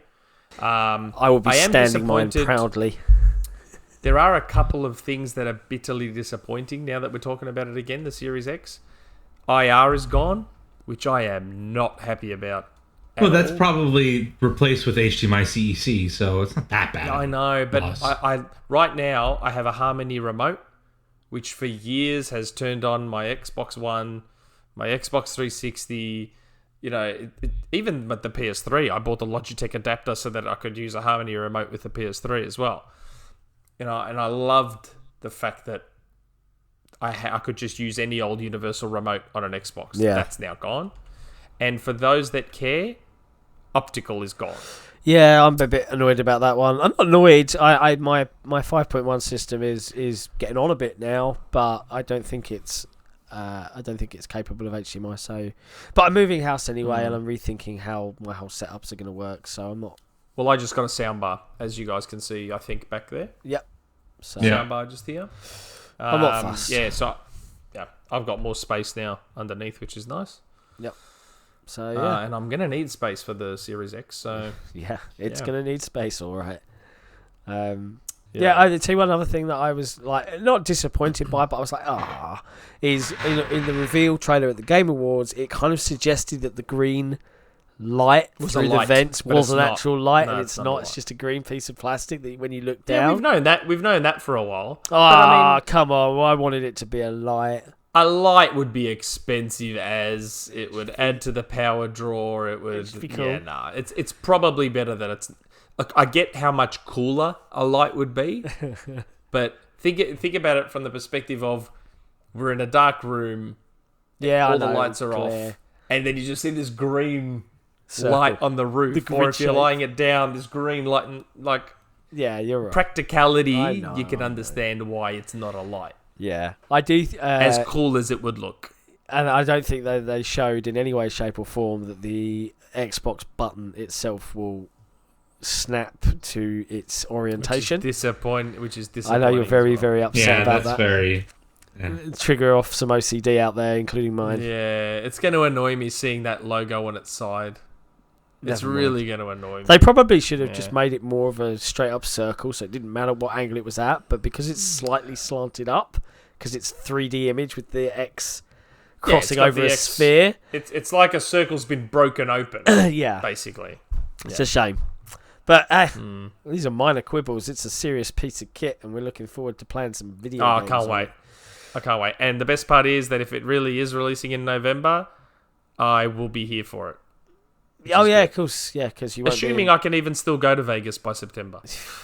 Who Yeah. knows what the hell's going to happen there? But who yeah. knows? We're living in interesting times. Interesting is a least way of putting it. Mm-hmm. So now it is time for community questions. So I think Yep. I've got some open here from Reset Era and Discord. I think you've got Twitter open. Yeah, I've got some Twitter and Discord as well. So Yep. do you want to? What's the first Twitter one? Twitter? Okay. So there's a question here from Hypernova474, who seems to be a regular with our questions, which is good. There was 16 Xbox Game Studios comment at GDC. What studio do you think is the most likely to have been acquired? That could be a mistake. Or it could be that they've let it slip, that they have acquired one, they haven't announced it yet. Yeah, I think that there are definitely talks still in progress. For sure. But I don't think we're going to hear anything about additional acquisitions until E3, if we hear anything then at all. Probably. I think what we are going to see is Microsoft, Xbox Game Studio publishing arm. They will have a bunch of surprising and interesting third party, but for first party, so second party, whatever you want to call it, deals for exclusive games that are going to be announced, similar to Tell Me Why with Don't Nod, or Asobo with Flight Simulator. I do find it interesting, though, on the 16 Studios thing. Around the same time as that, Hello Games updated the Xbox Newswire website themselves, announcing their new game. I believe it was actually someone from Hello Games that updated it and posted it. What? I did not know that. Yeah. That would I be read it. interesting. That seems strange. Yeah, so it's funny that happened around the same time that 16 Studios thing came up. So it led some of us to think, is Hello Games maybe the dev that got snapped up? Maybe. Yeah. Who knows? That's interesting. I personally think if we're keeping things realistic, Asobo has to be a target. Asobo simply has to be top of the list. Yeah, they've made a really interesting game with A Plague's Tale. They are doing phenomenal technological and graphical work with Flight Simulator. But they were I think on Disney Infinity. Yeah, like they've got range. Like they have, but I also think that that is a partnership that Microsoft have had for a while, and very, very similar to perhaps Playground Games. Like, while the partnership's there and the deal's there, they're not going anywhere because Splash we damage. have a deal. So why do we need to go and spend the money to acquire Maybe that's the case right now. But theoretically, they wouldn't be that expensive of a studio because they don't have any IP, do they? So I think part of the reason Insomniac ended up being shockingly cheap for Sony was because outside of Sunset Overdrive and Song of the Deep... Actually, do they own Song of the Deep? I assume they do. No, I think... But outside... I think they developed that for Oculus. No. Song of the Deep was published by GameStop. Yeah. Sorry, I'm thinking of the other game. I can't remember what it was called. It was a third-person horror-y type thing for Oculus Rift that might have been in partnership with them, and they would have owned the IP. Yeah, but I think part of the reason Insomniac was shockingly cheap was because they don't really have much IP. Now, Asobo, as far as I know, also don't have much IP, so they probably wouldn't be that expensive, I'd imagine. They are based in France, though. Okay.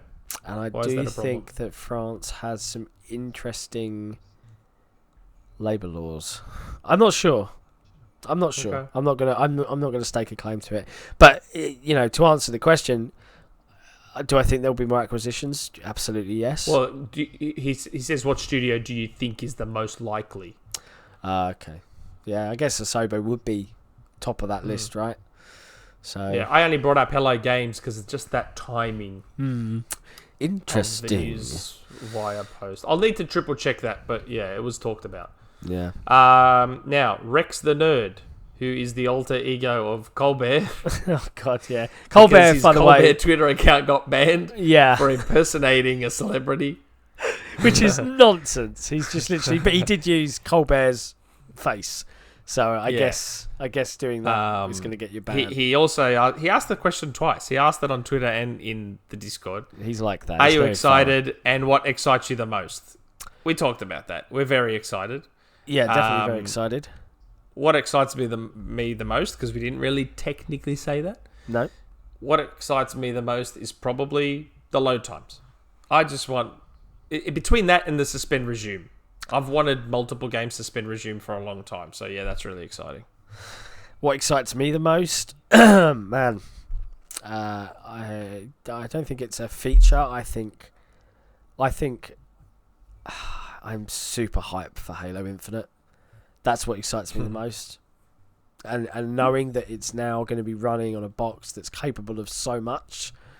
Just give me the game. Just let me see the game and play the game tomorrow. But yeah, I'm really looking forward to seeing that.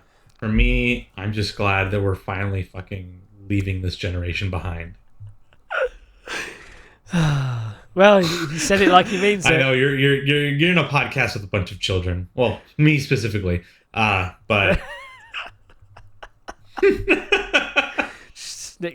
general sadness. So you're excited that we're not getting potatoes. Potatoes, basically. No more potatoes like for consoles. The consoles aren't potatoes like they were last year. No. I'm glad that the consoles are pretty stellar this time around. But I'm honestly just glad that the generation is over. That we're entering a new hype train for a new gen of games, and I'm excited to see what boxes as powerful as these can actually give us in the next 8 years. Yeah. Over the next 8 years, Bonus excitement for me would be I'm excited that we now have, I think I've said it before, is hungry Microsoft is best Microsoft.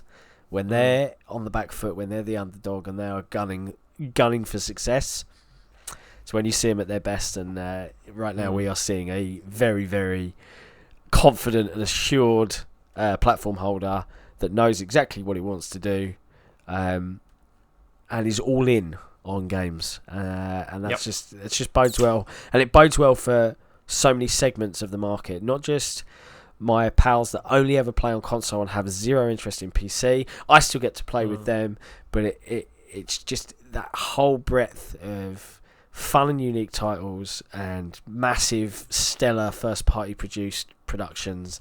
We're getting a combination of the best of those both worlds on a device that is extraordinarily capable. It's exciting times. Okay, next question. Rise of Krios asks, having heard the Series X GPU and CPU specs and the PS5 SSD specs, which console will have better looking games?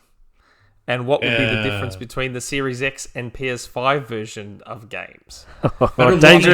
Dangerous ground for us here. Yeah, better looking is incredibly subjective. Let's keep this one a bit simple. On face value, you'd think multiplats are going to look better on the Series X and run better. 100%. On face value. Having said that, we are well aware of how talented Sony's studios are. And when you look at what those studios have done on a 1.8 teraflop box, the thought of what they could do on a 10.28 sometimes teraflop box is pretty damn exciting. Like what Last of Us 2 already looks like. I mean, and I understand the footage they've shown of Last of Us 2 is clearly on a Pro. Yeah. But obviously what it will look like on a base PS4 will still be great. So when you look at what they can do with that kind of level of power, when you're getting more than double that, I will... At the moment, I remain in the camp that Sony's first-party stuff will look better than Microsoft's first-party stuff. There's only two studios that I believe will create games that will rival what Sony does. Playground and Ninja Theory. Playground and Ninja Theory are the two that I believe could rival them. Because every week that passes, more and more, I think what we saw in that Hellblade trailer is what we're seeing. And I don't know how much better you can get than that at the moment. But in terms of like multiplats, I fully expect the digital Foundry comparisons, I think will pretty consistently say, yep, overall Series X version will be better. More consistent frame rate, higher resolution or higher native resolution, all that sort of... It's very maybe similar to the Pro and the One X, but possibly not with that much of a gap. Yeah. Maybe. Honestly, I think... Oh, okay, go ahead. No, go. John. Please, sir. This is nothing to do with like looks or anything like that. Very much in the same vein of what we can expect from the console. I very much think Microsoft will continue for the foreseeable future to chase after very specific frame rate PC exclusives. No, just in games. PC exclusive. Right? Yeah. I think you'll start to see them partnering with studios like Riot for getting specific benefits on Xbox. Like even seeing maybe Valorant, their new FPS shooter. Not FPS shooter. Their new FPS coming first to Xbox Series X. Or partnering closer with Valve because they've been on friendly terms lately to start seeing more interoperability between Xbox Live and Steam. Maybe even getting Discord on board with some kind of functionality on the box. Yeah, you mentioned that last time. Yeah. I think partnering, they're trying to close the gap between console and PC, and I think we're going to continue to see a lot more games that would never make it, never be on console in a million years. Microsoft will find a way to convince people to put them on Xbox. I think that's what's probably going to be the case. Yeah, maybe. Yep. What was the question again? Yeah, go, John. It was about the better looking games looks. and what we think the differences will be. I think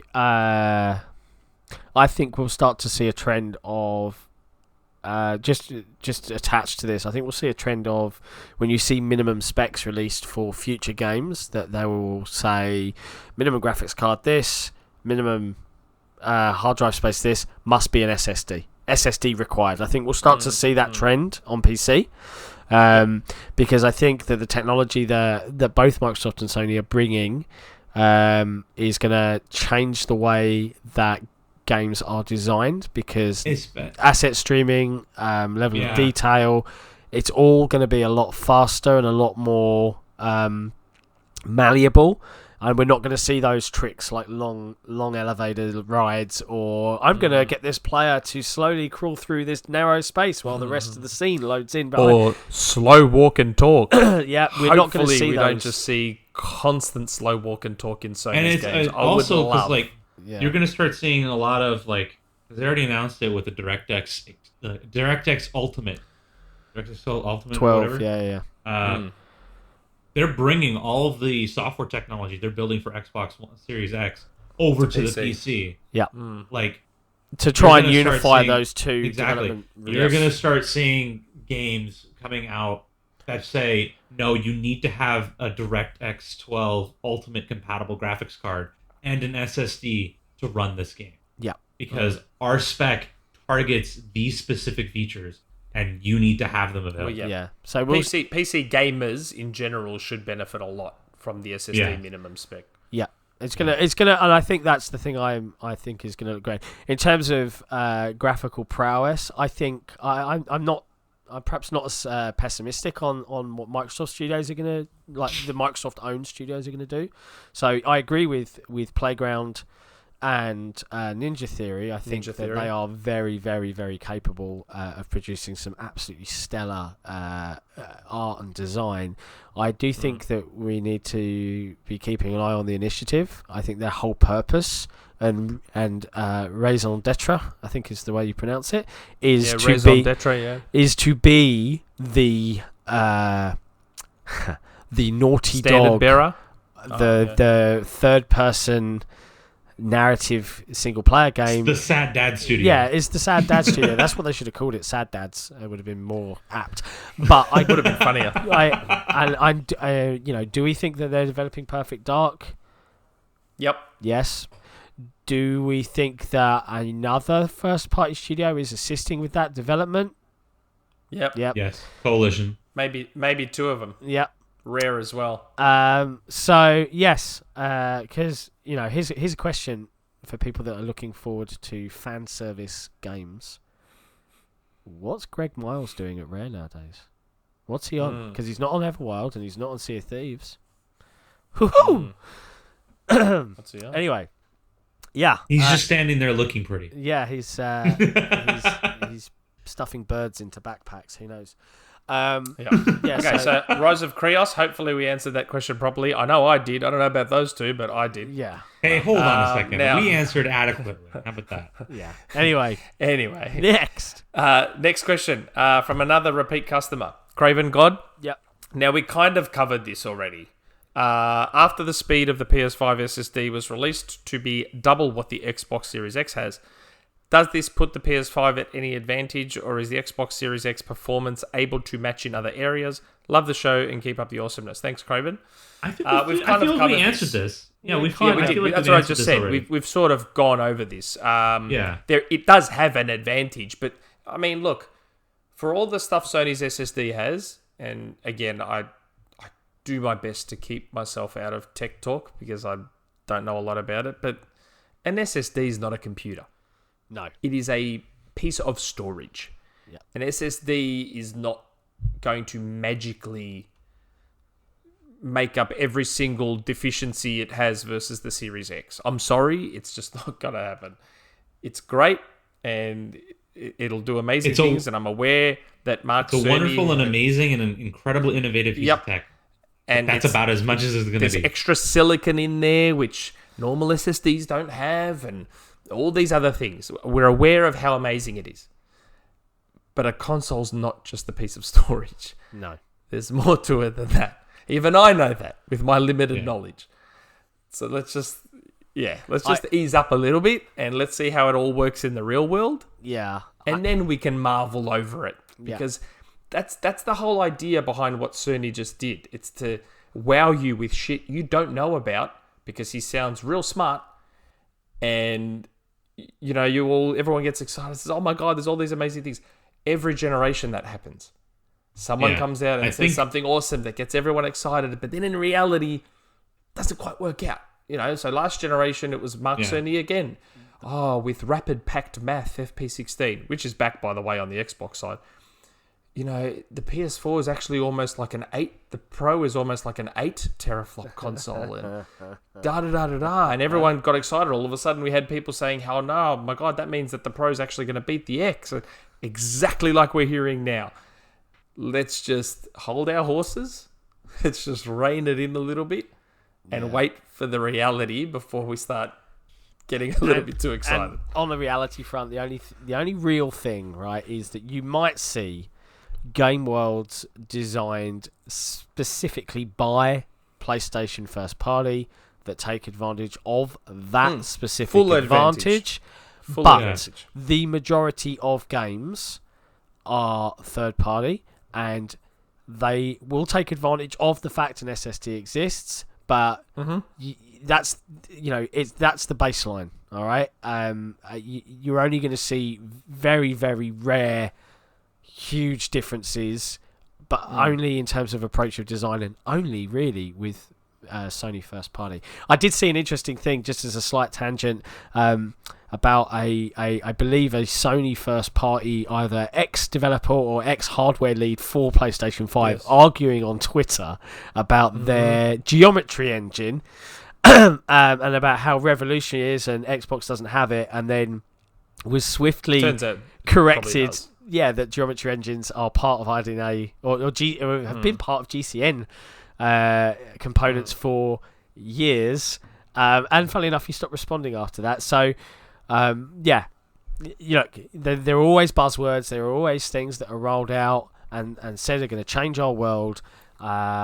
Put some salt, sprinkle some salt on them. Let's just wait and see what real world results actually deliver. Yeah. Because at the end of the day, just like Cloud last generation as well. Games, like that's the idea. They sell you on stuff. Yeah.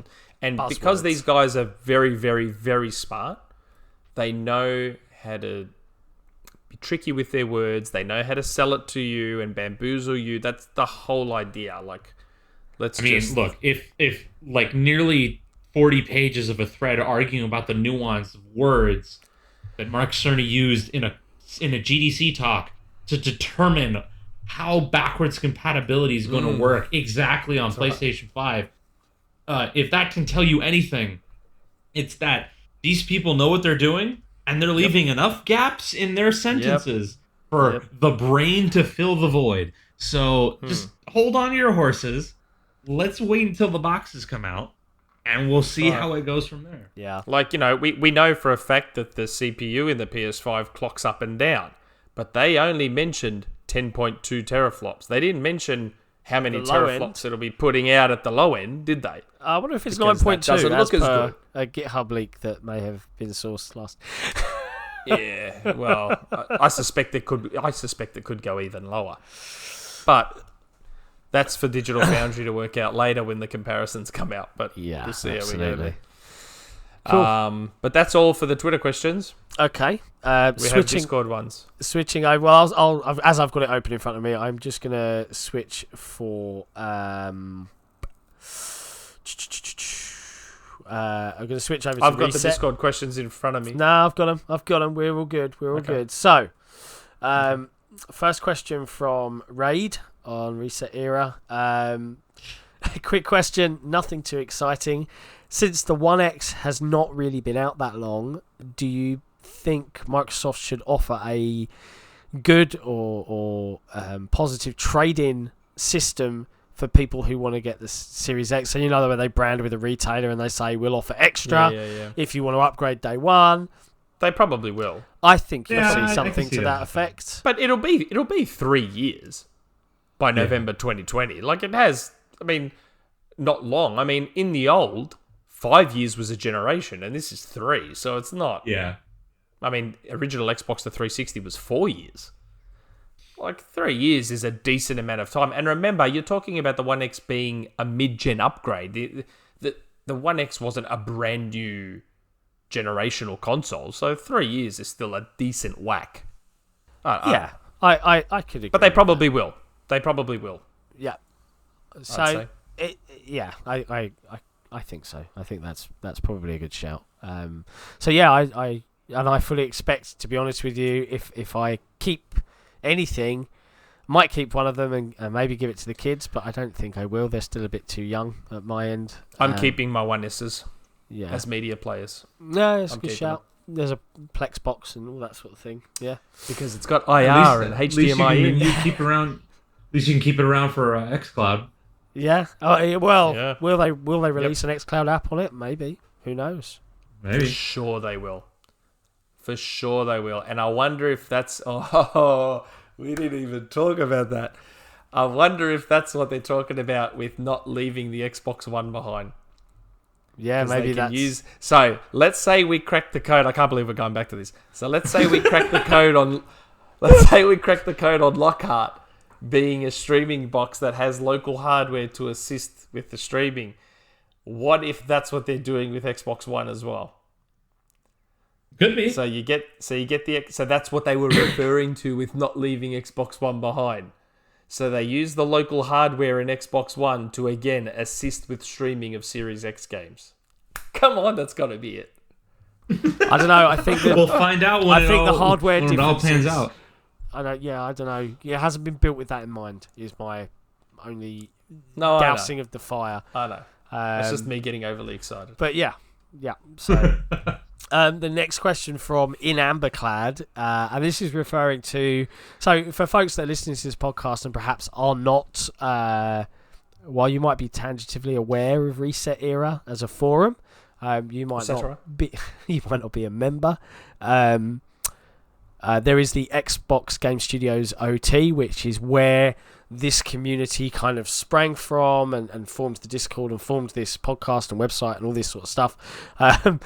In Amberclad's asked, and this is probably one for you, Cairo, as the person that has made the new OT earlier today, what is the best title for official thread 8 and why is it execution mode? That is not the official... It's not execution mode. It is an Ori pun because Ori came out and people are excited about that, so I wanted to do something for it. What is it? What's the title? Ori and the speed of the SSDs.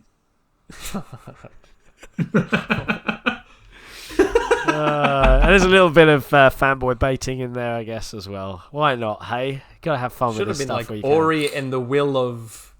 I don't know, the will of Phil? Yeah, I don't know. Something, I don't know. I would have just gone with 12 teraflops. Blame Starlatine on that one. It was the best one that I saw in the Discord when I started talking about Ori being in the title.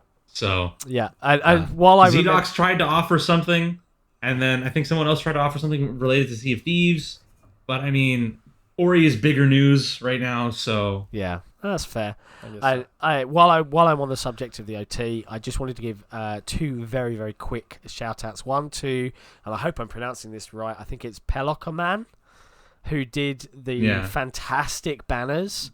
Fantastic banners. They're absolutely for stellar. The OT. We just need an update on the Age of Empires one. Yeah, we need a World's Edge one. But otherwise, wow. Super cool work. So if you haven't seen them, there's some really nice sort of Xbox Game Studios banners. And I also wanted to give a shout out to one of the artists and graphic folks on Reset Era called Predrag, who has helped do some of our rebranding. As you can see right now on the stream, we've got a new logo that kind of just detaches us from Reset Era in terms of being a rip of their logo, because we're kind of our own thing. And he's also done some social media banners and stuff, which you can see on our Twitter and YouTube accounts at the moment. So yeah, massive thanks to him for doing those as well. Sorry, slight tangent, but I just wanted to while it was in my mind. The next question from BSig is, where is Lockhart? Well, on my timestamps that I've been taking notes of here, we've got a whole thing at 50 minutes or so in called Where is Lockhart? So BSig, I'll refer back to you there. He does have a bonus question of when are they going to show Elden Ring and Halo Infinite. Yeah, because of coronavirus, we're guessing around June, maybe. Probably at this point. Yeah. So I think we've answered all those. The next one from Delroy. This is an interesting one. We kind of touched on, but maybe we could go a little bit more in depth. So, what new gaming experiences do you hope or envision for the Series X and PS5? More interactivity with environments is one that Delroy is hoping for. Graphics we talked are great. About this last episode. Yeah, graphics are great, but I'd love more believable worlds in terms of what they allow me to do within them. So are we going to see stuff where it's more AI, NPC simulation? We talked about this last episode. Yeah, like AI will probably be a big one with the CPUs we're getting. Yeah. because Yeah, both AI. because both Sony and Microsoft have put a lot of stuff in place to relieve the CPU of work. Yeah. So devs Yeah. should theoretically be able to put a lot into AI and physics and stuff. So it should be good. I think that's probably where the biggest gains will be. But please watch our last episode because we did talk about it a fair bit there. Yeah. But yeah. Yeah. Sorry. And then the last question I've got is from Handsome James. It's true. That's what I hear on the grapevine. He's very handsome. Do we think that MS will want to hold titles that are upcoming for 2020, like Psychonauts 2, Battletoads, which has gone AWOL. It's gone absent without leave. We haven't seen it in a while. I think it's being redesigned. And Microsoft Flight Simulator to launch alongside the Xbox Series X, or have them released whenever they're ready. Whether or not they get next-gen versions, so Xbox Series X optimized versions, are just playable via backwards compatibility. I think it would be pretty cool if Microsoft has 6 or more Xbox Game Studios titles releasing on launch day straight into Game Pass. I think, yeah, you're probably absolutely right. I think that is exactly what you will see them do. They have got so much stuff coming to make an attractive box, especially if they do price at $4.99. Hey, you buy a Series X, you get a month of Game Pass. Well, guess what games are included? Not these third-party ones, but from us, you'll have Halo Infinite, Psychonauts 2, Forza. Battletoads, Forza Motorsport Infinite 8, whatever it's going to be called, and so on. I think that you are right on the money, and I would definitely expect to see something of that nature from Microsoft on launch day. I don't think there's any disagreement here from you gentlemen. Nope. Cool. And then, Nick, I guess I'll throw the microphone back over to you for the Discord questions. Can we please make sure we read Starlatine's first question? Because I think we need to touch on this. I was about to. So Starlatine's first question is, why is Nick Taste so horrible? Starlatine, we don't know. He can cram it. Starlatine is one of those Discord members that we probably should boot, but we don't. Because they've become part of the furniture a little bit, and sort of their negativity is just white noise now. But so Nick, we probably should talk about why you've got such terrible taste. My taste is flawless, and my taste in games is. Hold on, because I said something in the PlayStation era Discord. Let's see what I said. It was about Sega games. I think I had it earlier. Let's see here. From user Kaironaut, Sega. What did I say? Imagine a bunch of neckbeards that actually like Sega games. With the nauseated emoji. Oh, you can see the rage behind Nick's eyes right now. Sega games are great. Yeah.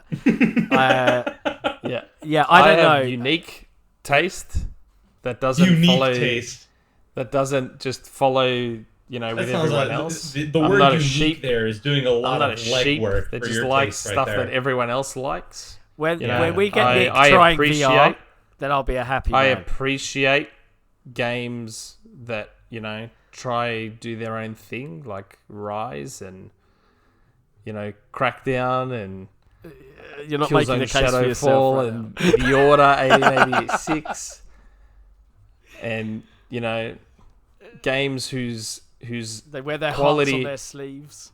The games whose quality may not be as superficial. You're trying really hard. You're trying really hard to justify your claim of having good taste. But their quality lies under the surface. And you have to dig, they say John, beauty. Cracking. They John, say he's beauty. Cracking. They say real beauty is only skin deep. Shut the hell up. God. Oh, ridiculous. Right. Absolute wanker over I think that's here. a great question, Starlatine. Please ask it every week. We'll have this conversation with it. Yes, please. Ask it one every thing I will week so say we can while we're laugh at talking this. quickly about Sega fanboyism, did you see the Outrun spiritual successor link that I sent you? Yes, I did. Looks good, right? It looks a lot like Horizon Chase Turbo, whatever it is. Yeah. There's a game that exists now called Horizon Chase, which is really good. Reminded me a lot of that. But there is a reason to get excited for that game, and that's because it's got split-second devs on it. And split-second is amazing. So if there are split-second devs on this game, then I expect it to be a very good game. I'm trying to... I can't remember what it's called. Yeah, just for the sake of folks here, I'm trying to actually remember what it's called, so that people don't think we're just talking nonsense. And I'm going to tell you, and we're not going to move on from this subject until I've found the article I am searching for. Good God, hurry up, mouse scroll wheel. It's going to be here somewhere. It is coming out. It was a little passion project by one guy, and I would recommend, if you are a Sega fanboy like Nick, that you should go and check it out. And it's really annoying me that it's not still coming up in my feed. Come on, Nick, help me out here. Is it in Discord? I can't remember. Nick has good taste in the Twitter feed, please. I honestly can't remember. But what I'll do is, while you're looking for that, I'll go to the next question. Go on then. Suka Brood. It's called Hot Shot Racing, and it captures the Hot spirit Shot of Racing. London's Okay. Trocadero arcade in the 90s. There you go. Sorry. Right, moving on. Yeah, it looks really good. Suki Brood. So Suka Brood, with rumors of Sony buying up a lot of exclusive third-party content for the PS5, do you feel like MS should be more aggressive again when it comes to third-party stuff like Rise of the Tomb Raider? Not in that way.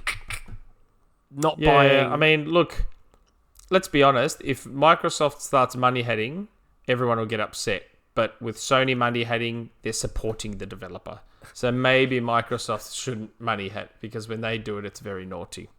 I think there's a difference. I'll never understand that. If they do something like Rise of the Tomb Raider again, thumbs down Because for me. I because just you're explained. I taking- just explained the hypocrisy. It's not hypocrisy. Sony supports the developer.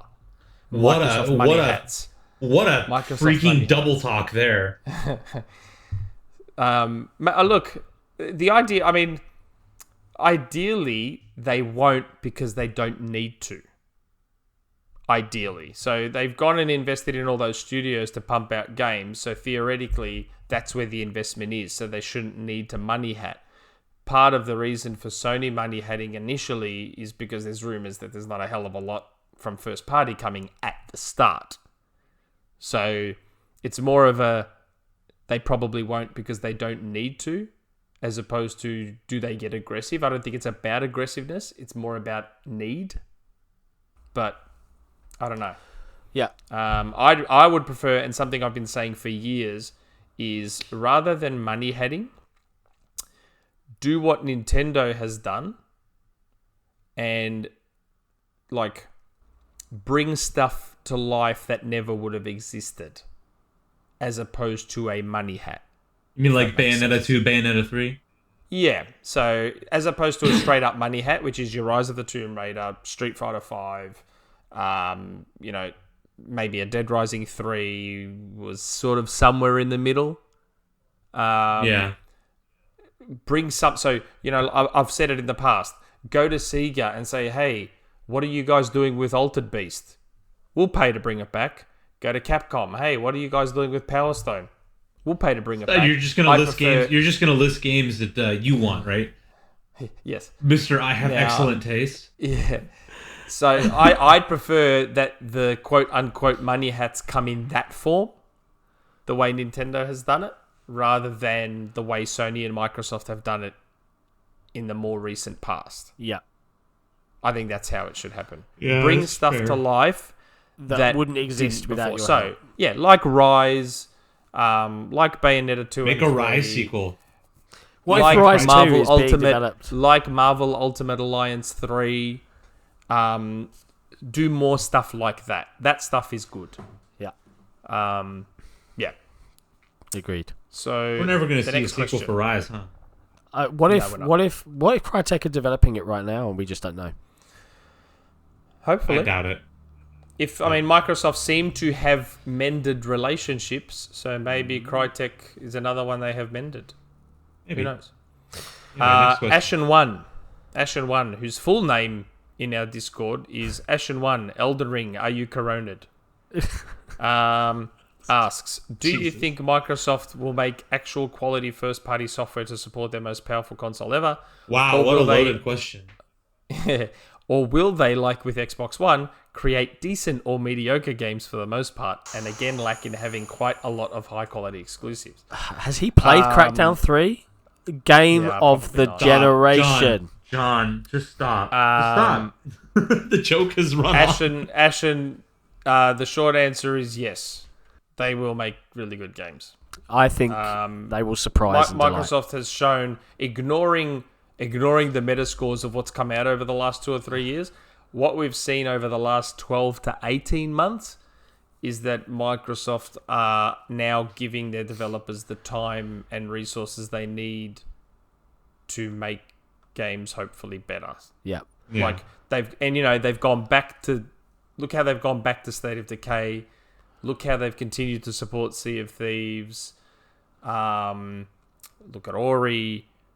Look like clearly they're trying to at least do things the right way. So I'd like to believe that there will be far, far better games. I mean, Playground has already been putting out brilliant games. Yeah, I was about to say this. Like, I think it's a loaded question because, you could concentrate on your Crackdown 3s or your Sea of Thieves at launch, but, these are unique games that have millions and millions of players. Maybe not Crackdown 3, but Sea of Thieves...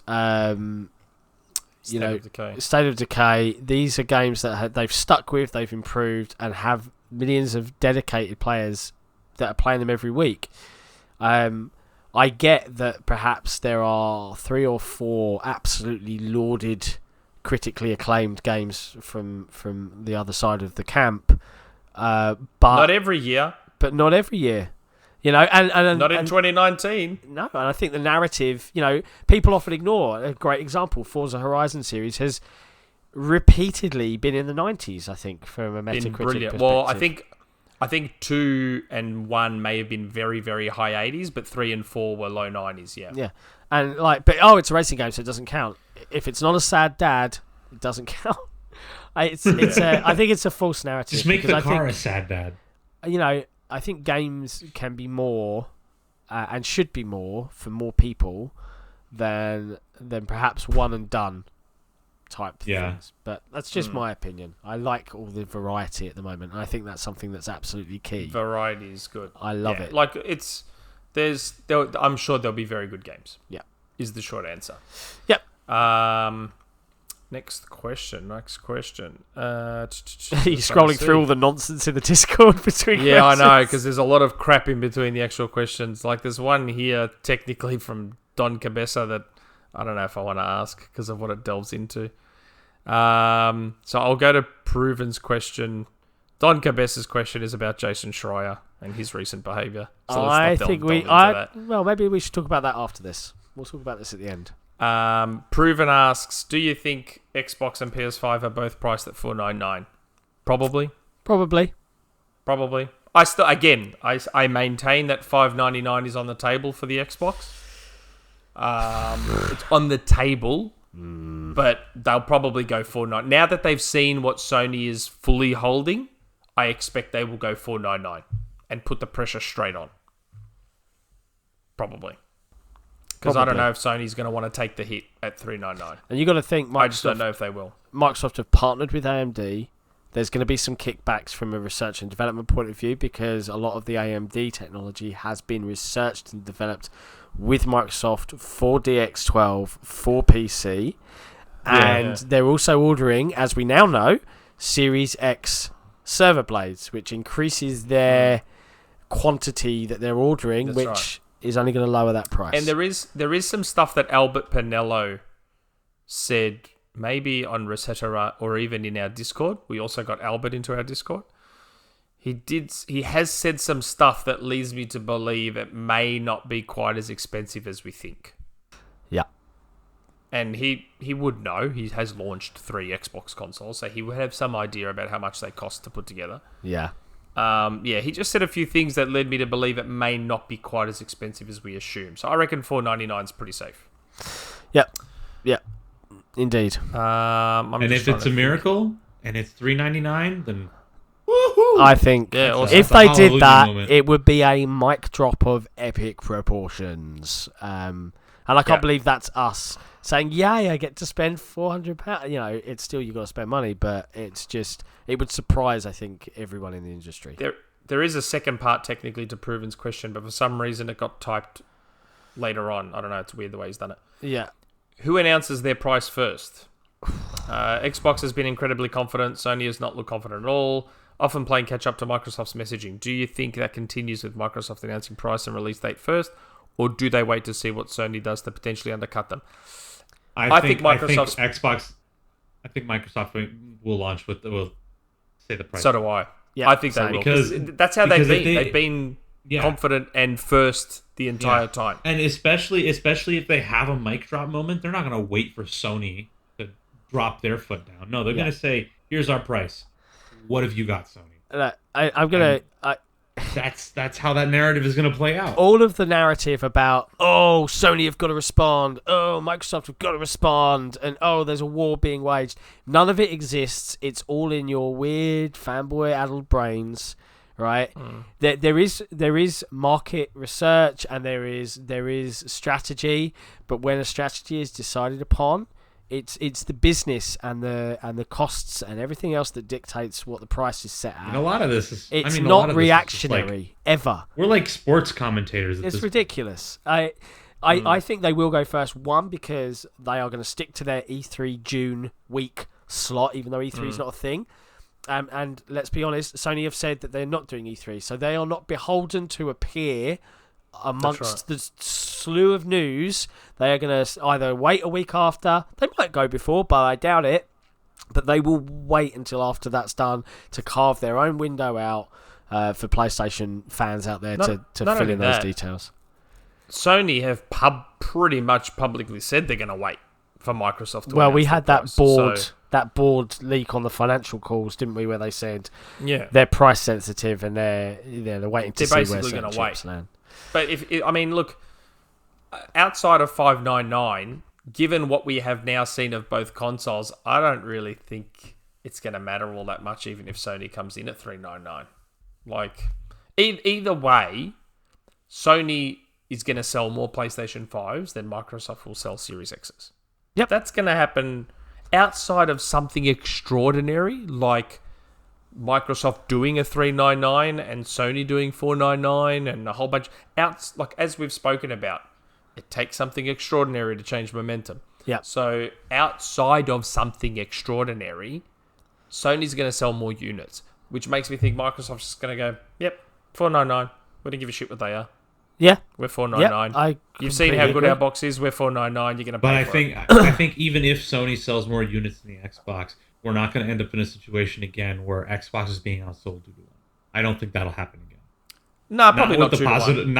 Not with the positive momentum they're building up right now. Yeah, well, probably not 2-1. It comes down to a lot to games as well. Like, what's it going to launch with? And let's be honest, the biggest ace that they've got is Game Pass, because I can buy, even if it is $4.99. If it was $3.99 and I had to pay for my games, my games are £50 each. Well, it may as well be $4.99. But if it's $4.99 off the bat, and I get 6 or 7 games, as alluded to, at launch, included in my subscription, plus I can just plug in my old external hard drive and everything I currently own works. It's just there. It's a value that you can't underestimate. So, it's gonna be interesting to see what happens. There is another question, Token Aussie in the Discord. We've basically spoken about this. How many games will actually take advantage of Sony's SSD? First party ones. First party, and every third party will, but only to the same level that every third party will across PC, Xbox Series X, and PlayStation. Yeah, I don't think you'll see many, if any, third-party developers taking full advantage of everything that SSD offers.